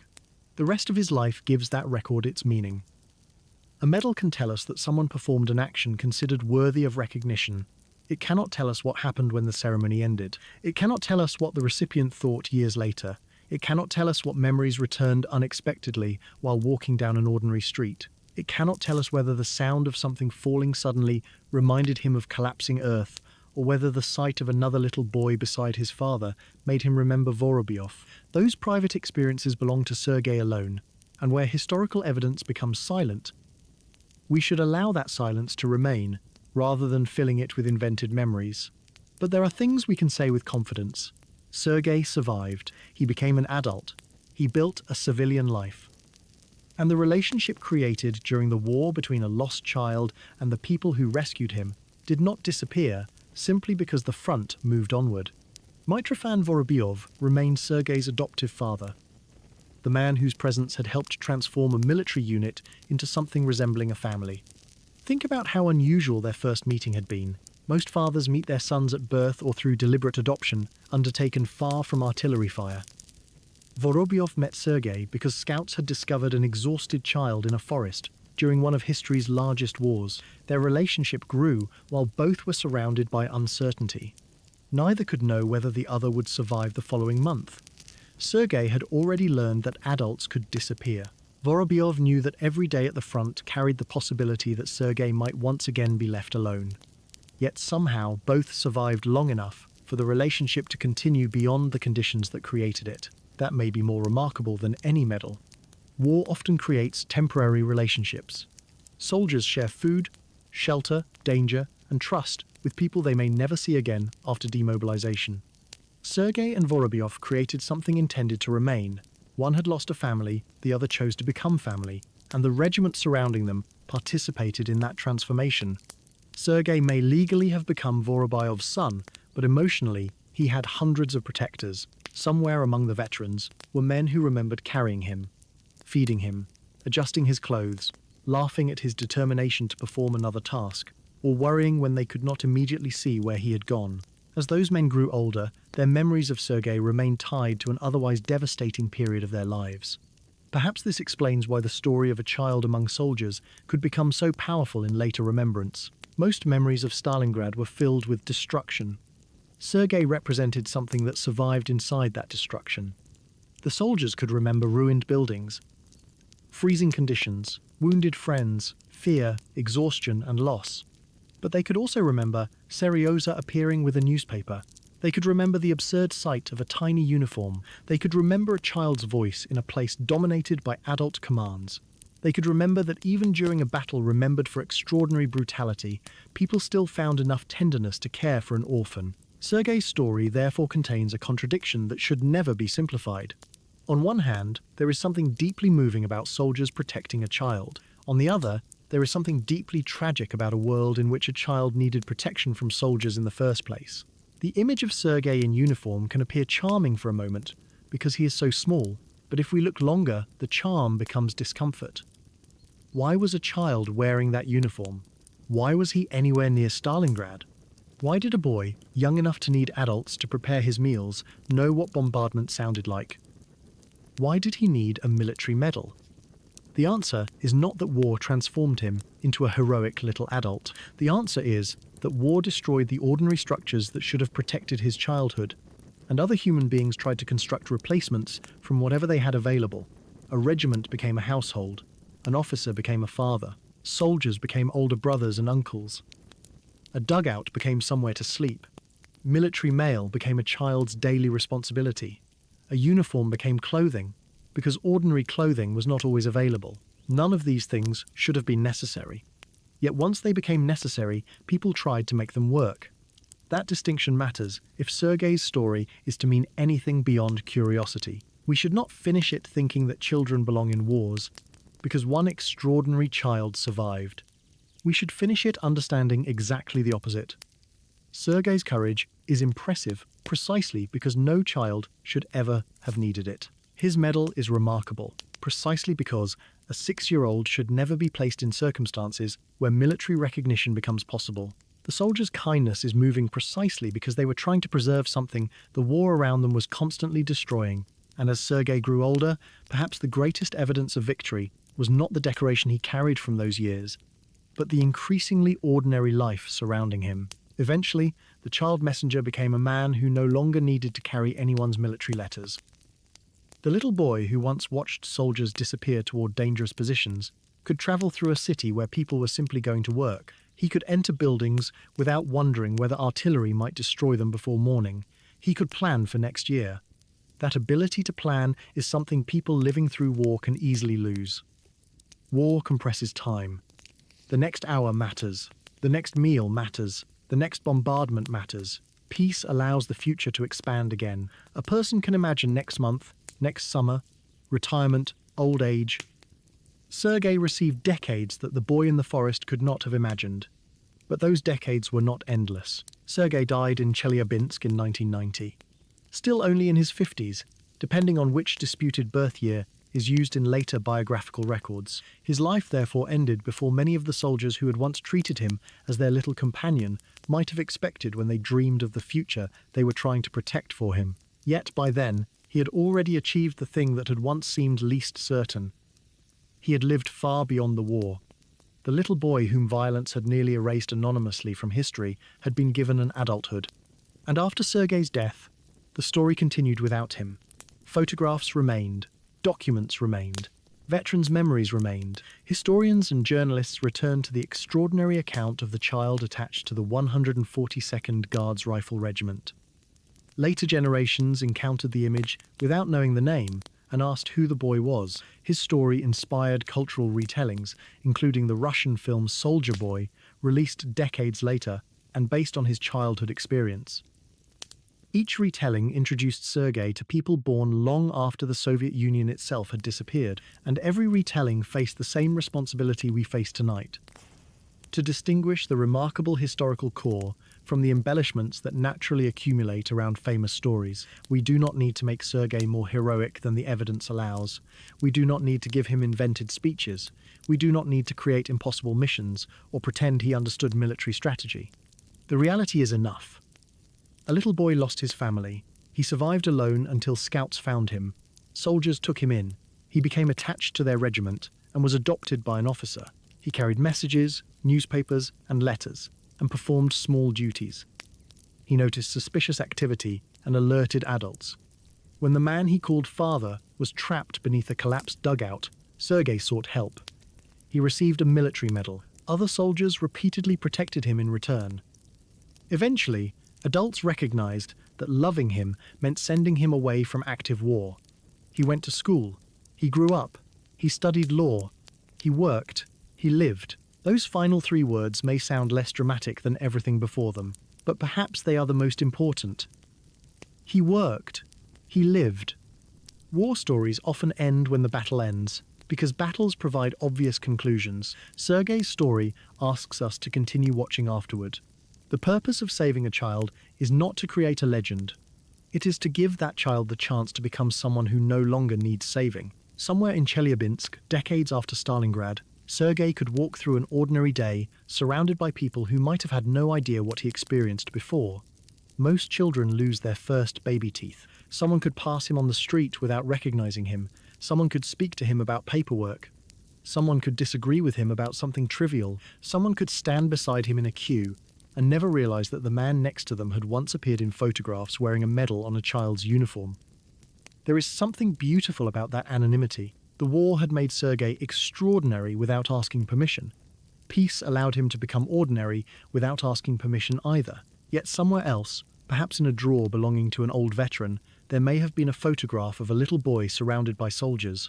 Someone might take it out years later and point toward the smallest figure. That was Serioja, and suddenly, the years between 1942 and the present would disappear. The old men would remember him not as the adult lawyer in Chelyabinsk, but as the child who ran between their positions, eager for another task. They might remember the oversized clothing.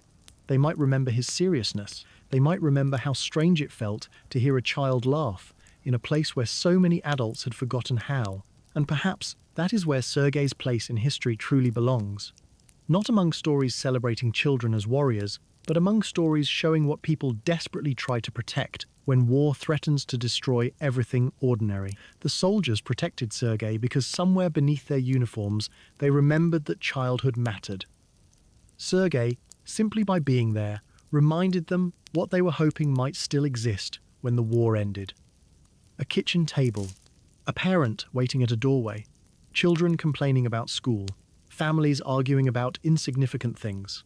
People receiving letters that contained nothing more urgent than ordinary news. Sergei represented the possibility that such a world might return. And it did return for him, imperfectly and painfully, but for decades it returned. Yet there is one final way to look at his journey, and perhaps it is the most important. We have followed Sergei from his lost village into the forest, from the forest into the arms of scouts, from the regiment towards Stalingrad, through the collapsed dugout, the medal, the letters, the river, the painful separation from the soldiers, and eventually into adulthood. But we have mostly looked at him from the outside. Before we leave his story, we should return once more to the smallest object he carried during those years, not the medal and not the uniform, but the letters. Because those pieces of folded paper may offer the clearest way to understand what the little messenger meant to the men around him. Every letter Sergei carried represented someone waiting beyond the war, and in a strange way, Sergei himself had become exactly the same thing, a message being carried through destruction toward a future nobody could yet see. The regiment's task was simply to make sure that message arrived. Long before Sergei Aleshkov became a name remembered in accounts of the Second World War, and long before photographs of the tiny boy in uniform would be reproduced for generations who had never heard the sounds of Stalingrad, there was something much simpler that the soldiers around him understood. Sergei was useful not because he could fight like a grown man, and not because anyone truly believed that a child belonged on a battlefield, but because he could perform small tasks that brought moments of normality into a place where normal life had almost disappeared. Among those tasks was carrying mail, newspapers, and messages around the regiment. It is easy, from the distance of the modern world, to underestimate what a letter could mean to a soldier during the Second World War. Today, a person can send a message across continents in seconds. A photograph can arrive immediately. A familiar voice can travel through a telephone from one side of the world to another. But for millions of soldiers during Sergei's time, communication with home depended heavily upon pieces of paper moving through an enormous wartime postal system. A letter might have traveled hundreds or thousands of kilometers before finally reaching a military unit. It might have been written days or weeks earlier. The person who sent it could not know exactly where the recipient would be when it arrived, or whether he would still be alive to receive it. And the soldier waiting for that letter could do little except hope. So imagine Sergei walking through the regiment carrying mail. He was small enough that the soldiers around him seemed enormous. Somewhere inside the bundle might be a mother's handwriting. Somewhere else, a wife had carefully chosen words that would not make her husband worry. A child might have added a drawing. A father might have written that everything at home was fine, even when it was not, because he knew his son already had enough to think about. None of those people knew the little boy who might carry their words during the final few meters of an enormous journey. Yet for a moment, Sergei became the connection between them and someone they loved. Later accounts of his wartime experience describe these kinds of support duties, delivering newspapers, mail, and messages, helping the soldiers where a child safely could. And although history does not preserve the contents of every letter he carried, the importance of wartime correspondence itself is beyond doubt. For soldiers separated from everything familiar, mail could provide proof that another world still existed. There were still homes somewhere. There were still kitchens and gardens. There were still children growing taller. There were still people asking when they would return. Sergei himself occupied a painful position within that exchange, because he had far less waiting for him outside the regiment than many of the men did. A soldier could open a letter from his mother. Sergei's mother had been taken from him. A soldier might receive news from a brother. Sergei had been separated from his own family by the war. A soldier might fold the paper carefully and say that someday he would return home. For Sergei, home had become a more complicated word. Perhaps this is why the regiment mattered so much. The men receiving those letters still belonged somewhere beyond the battlefield. Sergei increasingly belonged to the people standing directly in front of him. His home moved whenever the regiment moved. It existed wherever Vorobyov was. It existed wherever the familiar soldiers gathered. If they slept in a different place tomorrow, then tomorrow that place would become home. And yet, the letters he carried may have quietly taught him that the soldiers did not truly belong to war either. Beneath every uniform was someone connected to another life. The men who seemed so powerful when Sergei first encountered them were also sons. They were husbands, brothers, fathers, and friends. They worried, they missed people, they waited for news. Some carried photographs inside their clothing. Some preserved letters long after the paper had become worn along its folds. War had placed weapons in their hands, but it had not erased the people those hands once held. That realization, whether Sergei understood it consciously at the time or only much later, changes the meaning of his entire story. When he first joined the regiment, he desperately wanted to belong. Soldiers appeared brave and capable. Their uniforms represented security. Their commands brought order to a world that had become chaotic. A small child could easily imagine that becoming like them meant becoming safe. But the longer he remained among them, the more he saw that soldiers were not invulnerable. They could be wounded. They could become exhausted. They could be frightened. They could disappear. His own adoptive father had been buried beneath a collapsed dugout during shelling. Sergei had learned in the most terrifying way possible that a uniform did not prevent someone from being taken away. The soldiers needed one another. Sometimes they even needed him. That lesson may explain why Sergei's most meaningful actions were not acts of violence. When he noticed suspicious activity around a haystack, he reported it to adults rather than confronting anyone himself. When Vorobyov was trapped, Sergei did not somehow acquire the strength of a grown man and lift the wreckage alone. He ran for help. When letters needed to reach people, he carried them, again and again. His contribution came from connecting one person to another. A warning connected soldiers with information. A desperate run connected trapped men with rescuers. A letter connected someone at the front with someone waiting far away. Sergei's usefulness came not from becoming better at destroying things, but from helping people remain connected in a world constantly pulling them apart. There is a temptation when telling stories about children in war to make the child seem almost superhuman. The little boy becomes fearless. He performs impossible missions. Adults stand amazed at his strength. The story gradually becomes an adventure. But Sergei's real history does not need that transformation. The fact that he remained a child is precisely what gives the story its power. He could be frightened and still run for help. He could be too small to lift debris and still save someone by finding adults who could. He could be incapable of understanding military strategy and still notice something adults overlooked. He could carry no responsibility for the war itself and still make the lives of the people around him slightly easier. And perhaps the soldiers understood this better than later storytellers sometimes do. They did not need Sergei to become one of them. They needed him to survive being among them. That difference becomes especially clear when we consider the strange affection that developed around the boy. In a regiment filled with men facing death, protecting Sergei could become an emotional responsibility shared by everyone. If he appeared somewhere he should not be, someone could send him back. If food was available, someone could make sure he ate. If his clothing did not fit, someone could adjust it. If danger approached, someone could look for him. And if he became too comfortable imagining himself as a little soldier, the adults still knew what the uniform could hide from him. Sergei did not understand war the way they did. He understood people. Perhaps that was enough. He knew which men smiled when he approached. He knew which officer he called father. He knew that someone was waiting for the letter in his hand. He knew that if someone was hurt, you found help. Children often understand morality before they understand politics. They may not know why two armies are fighting, but they understand that pain hurts. They understand that being alone is frightening.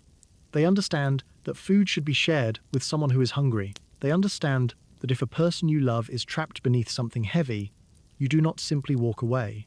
Sergei's story is filled with these very simple truths, surviving inside an enormously complicated war. The adults around him had governments, military objectives, orders, maps, and strategies. Sergei had people. Maybe that is why the letters form such a powerful image. A military message can contain instructions. A personal letter contains a person. Even without reading it, you can see how carefully someone holds it. You can understand that losing it would matter. Imagine a tired soldier sitting somewhere after Sergei has handed him an envelope. The man turns it over and recognizes the handwriting before opening it. For a few seconds, the battlefield around him becomes less immediate. He reads a familiar name. Perhaps he smiles. Perhaps his expression changes. Perhaps he reads one paragraph twice. Then he folds the paper and places it somewhere safe. Sergei moves on because there is another letter for another soldier. He may never know what the first letter said. He does not need to know. His job was simply to make sure it arrived. Years later, when Sergei himself had left the battlefield behind, those wartime duties would become part of a childhood increasingly difficult to imagine. He attended school. He grew older. He eventually pursued legal studies and entered civilian work. The hands that once carried military mail eventually handled the ordinary documents of adult professional life. The boy who once lived among a rifle regiment could wake in the morning and go to work without checking whether the horizon contained smoke. The transformation was so complete that a stranger passing Sergei on a street in Chelyabinsk might never have guessed that the ordinary man beside him had once received a military decoration as a little boy. And that anonymity should not be considered a loss of significance. It was the purpose of everything the soldiers had done for him. They did not save Sergei so that strangers would recognize him forever. They saved him so that he could have the privilege of being a stranger in a peaceful crowd. He could become one adult among thousands. He could have ordinary days no historian would ever record. He could experience mornings so uneventful that years later he would not remember them. War creates days people remember forever. Peace gives us the luxury of forgetting. Perhaps Sergei's adulthood contained thousands of forgettable days, and perhaps that was exactly what he deserved. Yet, history did remember him. The photographs remained. The award records remained. Accounts from veterans and later biographers preserved the outline of his extraordinary childhood. Eventually, his story became known beyond the people who had actually met him.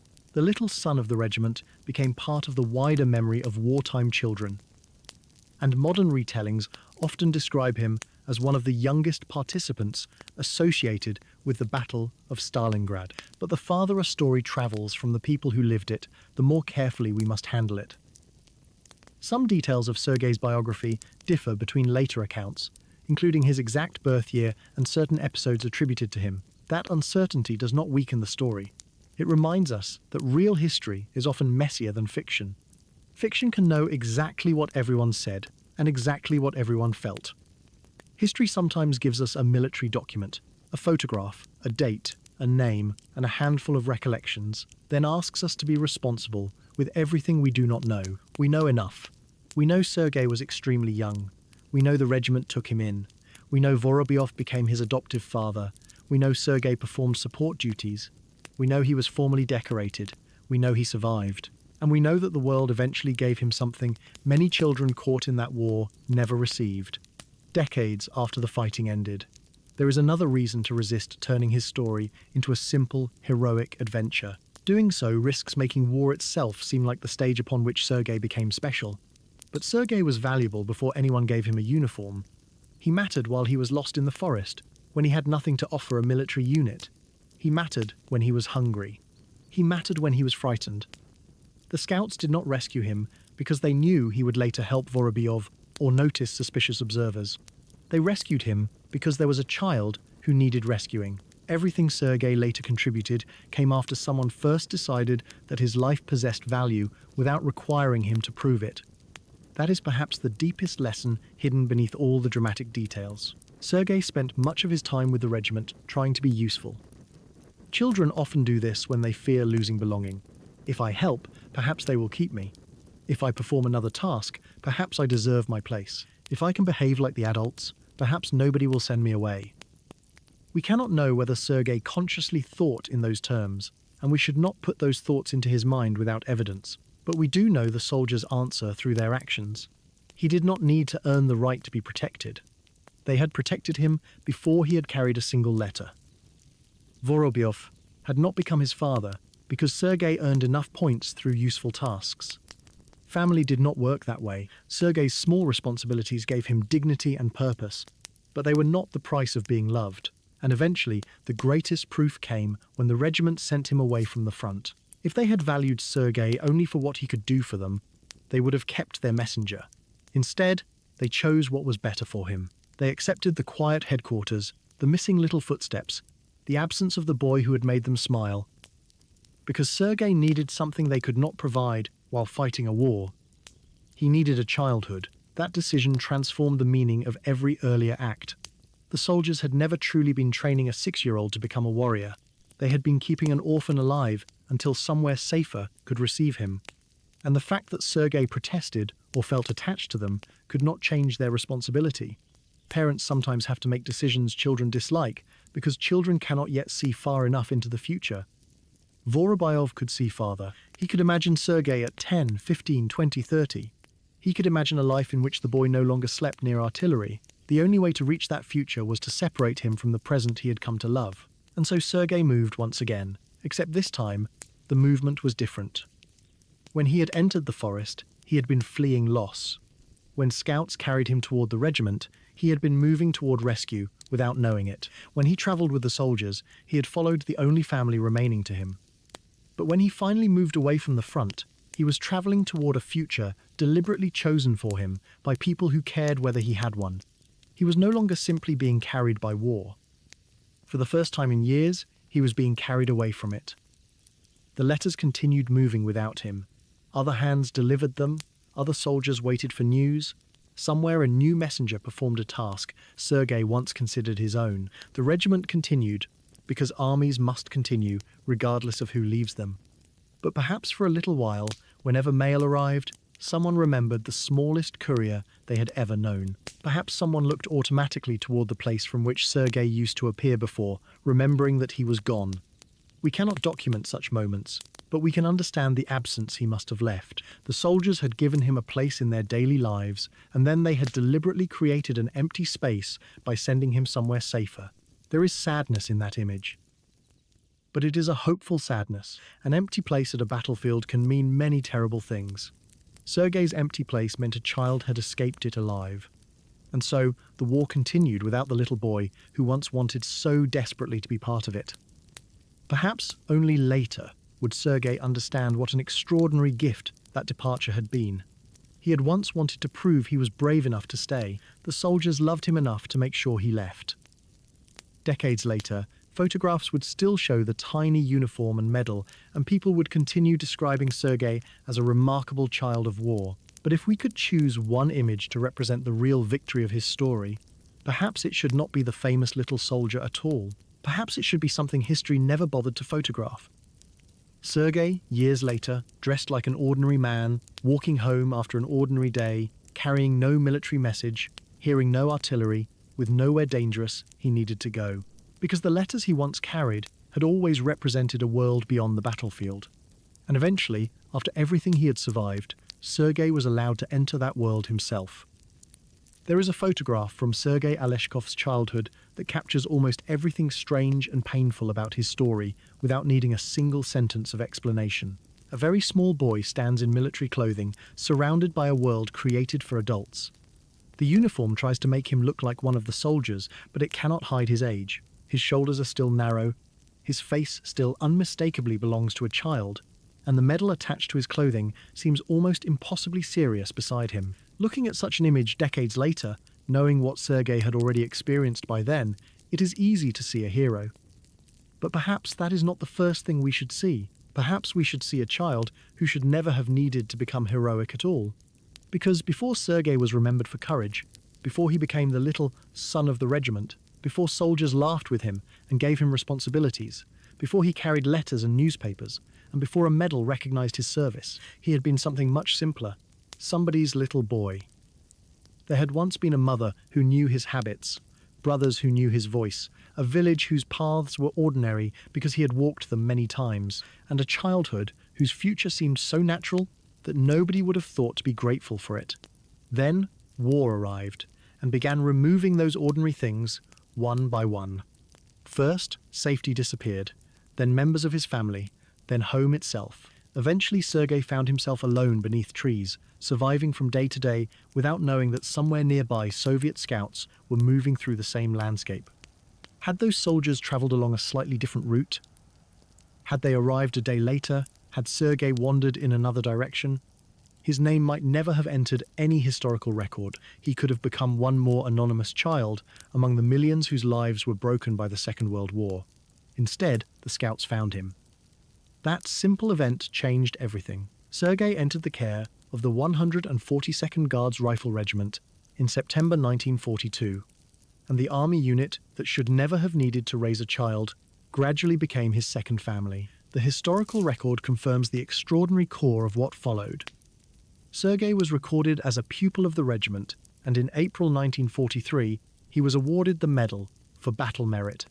But military paperwork can only take us so far. A record can preserve a date, it can preserve a unit, it can preserve an award. It cannot preserve every quiet evening when a tired soldier shared something with Sergei, every joke made for his benefit. Every time someone looked around instinctively to make sure the little boy was nearby, or every moment when Sergei forgot for a few seconds that the world around him was at war. Those moments disappear unless someone remembers them. And perhaps that is why the human side of his story matters more than any formal decoration. Sergei entered the regiment needing almost everything. Food, shelter, protection, family. The men around him gave what they could, even though many of them possessed very little themselves. In return, Sergei gave them something he probably did not realize they needed. He reminded them what childhood looked like. Imagine months spent among adult men under conditions where everyone is expected to control fear, follow orders, endure discomfort, and accept loss. Then suddenly, there is a little boy among them. A boy who asks questions. A boy who wants to help. A boy who takes a simple assignment with tremendous seriousness. A boy who can still be amused by things adults have stopped noticing. His presence did not make the war less dangerous, but perhaps occasionally it made the men feel less distant from the world they hoped to return to. Every soldier had come from somewhere. Behind every uniform existed another identity. Someone was a farmer. Someone had worked in a factory. Someone had been a student. Someone had been newly married. Someone had children. Someone had parents waiting for news. War had temporarily reduced all of them to ranks and responsibilities. But Sergei constantly reminded them that human beings existed beneath those categories. Perhaps that is why the mail he carried feels so symbolic when we look back at his story. Sergei was moving between men with letters written by people who knew them not as soldiers but as sons, husbands, fathers, brothers, and friends. An envelope could contain a version of a man that the battlefield could not see. Somewhere, a mother wrote her son's childhood nickname. Somewhere, a wife described an ordinary problem at home. Somewhere, a child asked when Papa would return. The soldier receiving that letter might be exhausted, dirty, and surrounded by destruction. But for a few minutes, he could return mentally to a kitchen, a bedroom, a garden, a village street. Then, the paper would be folded and protected because it had become one of the few pieces of home he could physically carry. Sergei, who had lost so much of his own home, helped deliver those fragments of other people's homes. There is sadness in that, but also something beautiful. The boy who had almost disappeared alone into the forest became someone who helped connections survive. And that pattern repeated in the most important moments of his story. When he noticed suspicious activity, he connected information with the adults who could act upon it. When Vorobyov was buried beneath the collapsed dugout, Sergei connected the trapped men with rescuers. He could not move the wreckage alone, so he found people who could. Again and again, Sergei's contribution was not destruction, it was connection. It was carrying something from one human being to another. It was recognizing that someone needed help and making sure help arrived. This is why reducing Sergei to the phrase child soldier misses much of what makes his story meaningful. He was attached to a military regiment during a brutal war, certainly, and he wore military clothing and received a military decoration. But the adults around him did not need another rifleman. They needed to protect a child who had nowhere else to go. His most memorable acts did not depend upon him becoming capable of violence. They depended upon qualities children can possess. Without ceasing to be children, attentiveness, loyalty, stubbornness, affection, and the refusal to abandon someone he loved. When the dugout collapsed over Vorobyov, Sergei encountered a situation that perfectly revealed the limits of childhood. He tried to help, but he was too small. No amount of courage could make his body suddenly strong enough to shift heavy earth and timber. A fictional story might transform him into a miniature superhero. Reality did something more interesting. Sergei recognized that he needed other people, so he ran. He found soldiers. They returned. Together, they rescued the man Sergei called Father. Courage in that moment was not doing everything alone. Courage was understanding that you could not and refusing to let that stop you.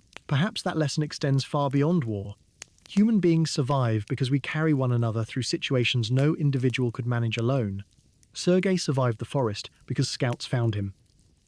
Vorobyov survived the collapsed dugout because Sergei found help. Sergei survived later dangers because soldiers protected him. Eventually, he survived the front because adults made the painful decision to remove him from it. Every part of the story contains the same idea. Nobody survives entirely alone. Even the smallest person can sometimes become the link that saves someone else. Yet Sergei's story could easily have ended at any number of moments. That knowledge becomes difficult to ignore as we follow him forward through time. He could have died in the forest before the scouts found him. He could have been killed during shelling. The river incident, described in later accounts, could have ended differently. Another bombardment could have reached him. The regiment could have remained at the front with him until chance finally ran out. Instead, one improbable survival followed another until the little boy eventually reached something that should never have seemed extraordinary. School. Think about that transition again. For most children, school is simply part of life. They complain about waking early. They become bored during lessons. They count the minutes until they can leave. They worry about examinations. They forget homework. Adults tell them that these things matter, and children sometimes struggle to believe them.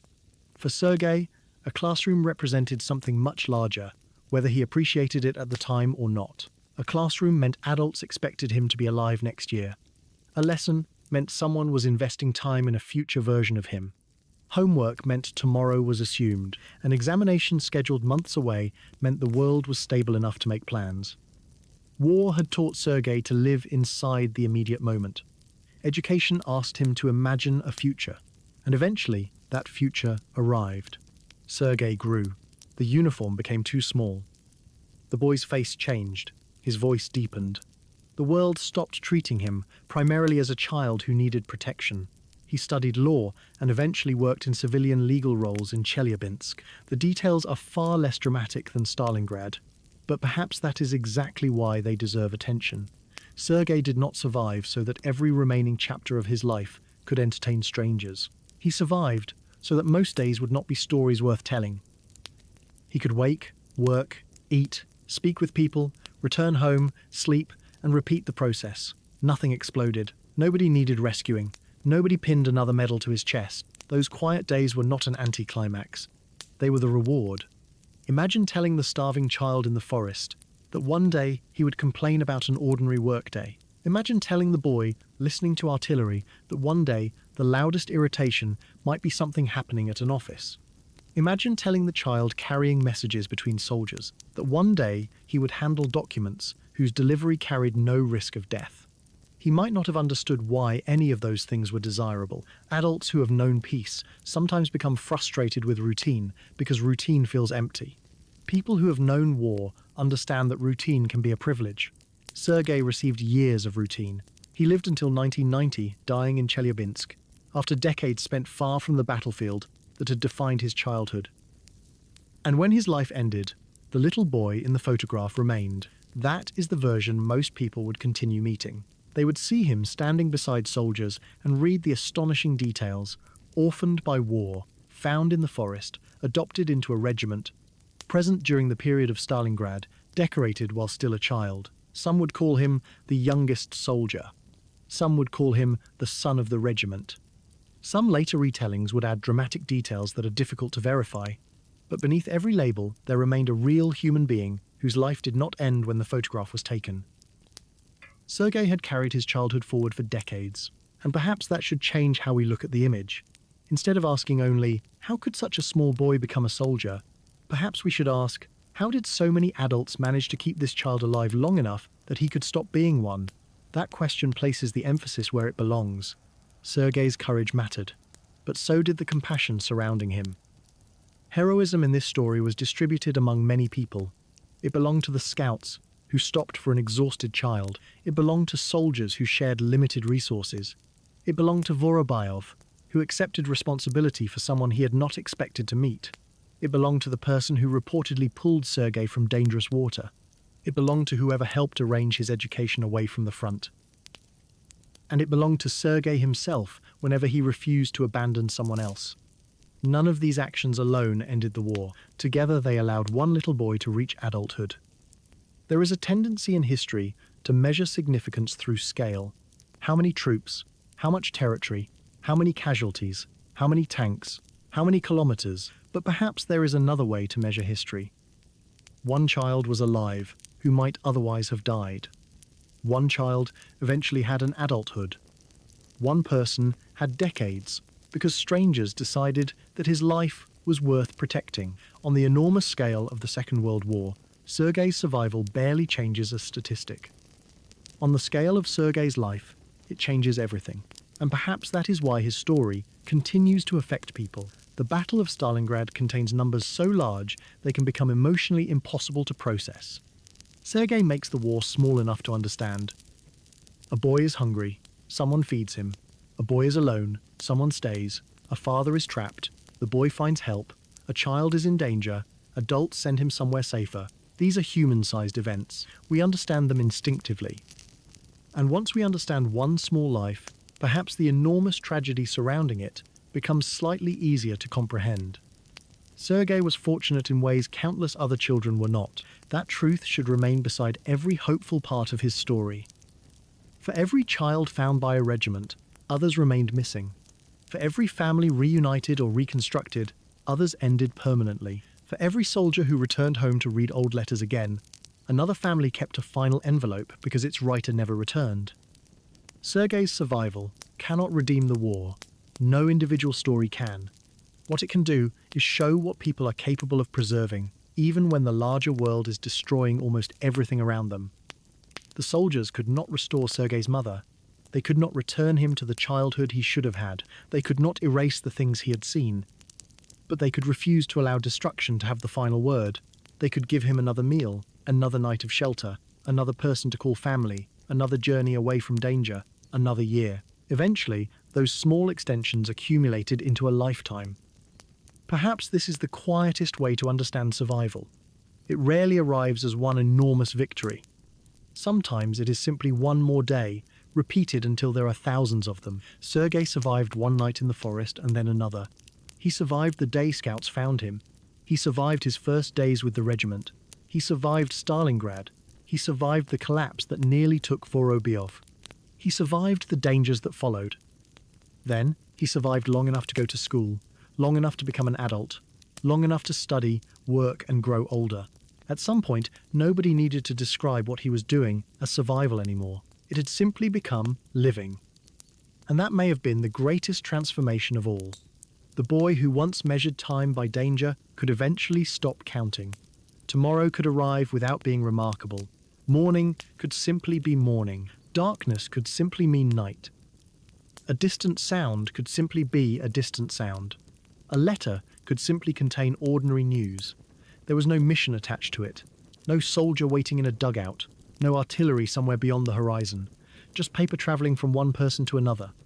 And perhaps, if we are looking for a final image of Sergei's life, that is the one worth keeping, not the little boy dressed like a soldier, however unforgettable that photograph may be, but the adult who survived long enough to become ordinary, because war had already taken his first home, members of his family, and years of childhood. It tried to define him before he was old enough to define himself. Yet it did not receive everything. Sergei still had years ahead of him that belonged not to Stalingrad, not to the regiment, not to military history, but simply to Sergei. And those ordinary years were the part of the story the soldiers around him had been fighting, in their own small way, to protect.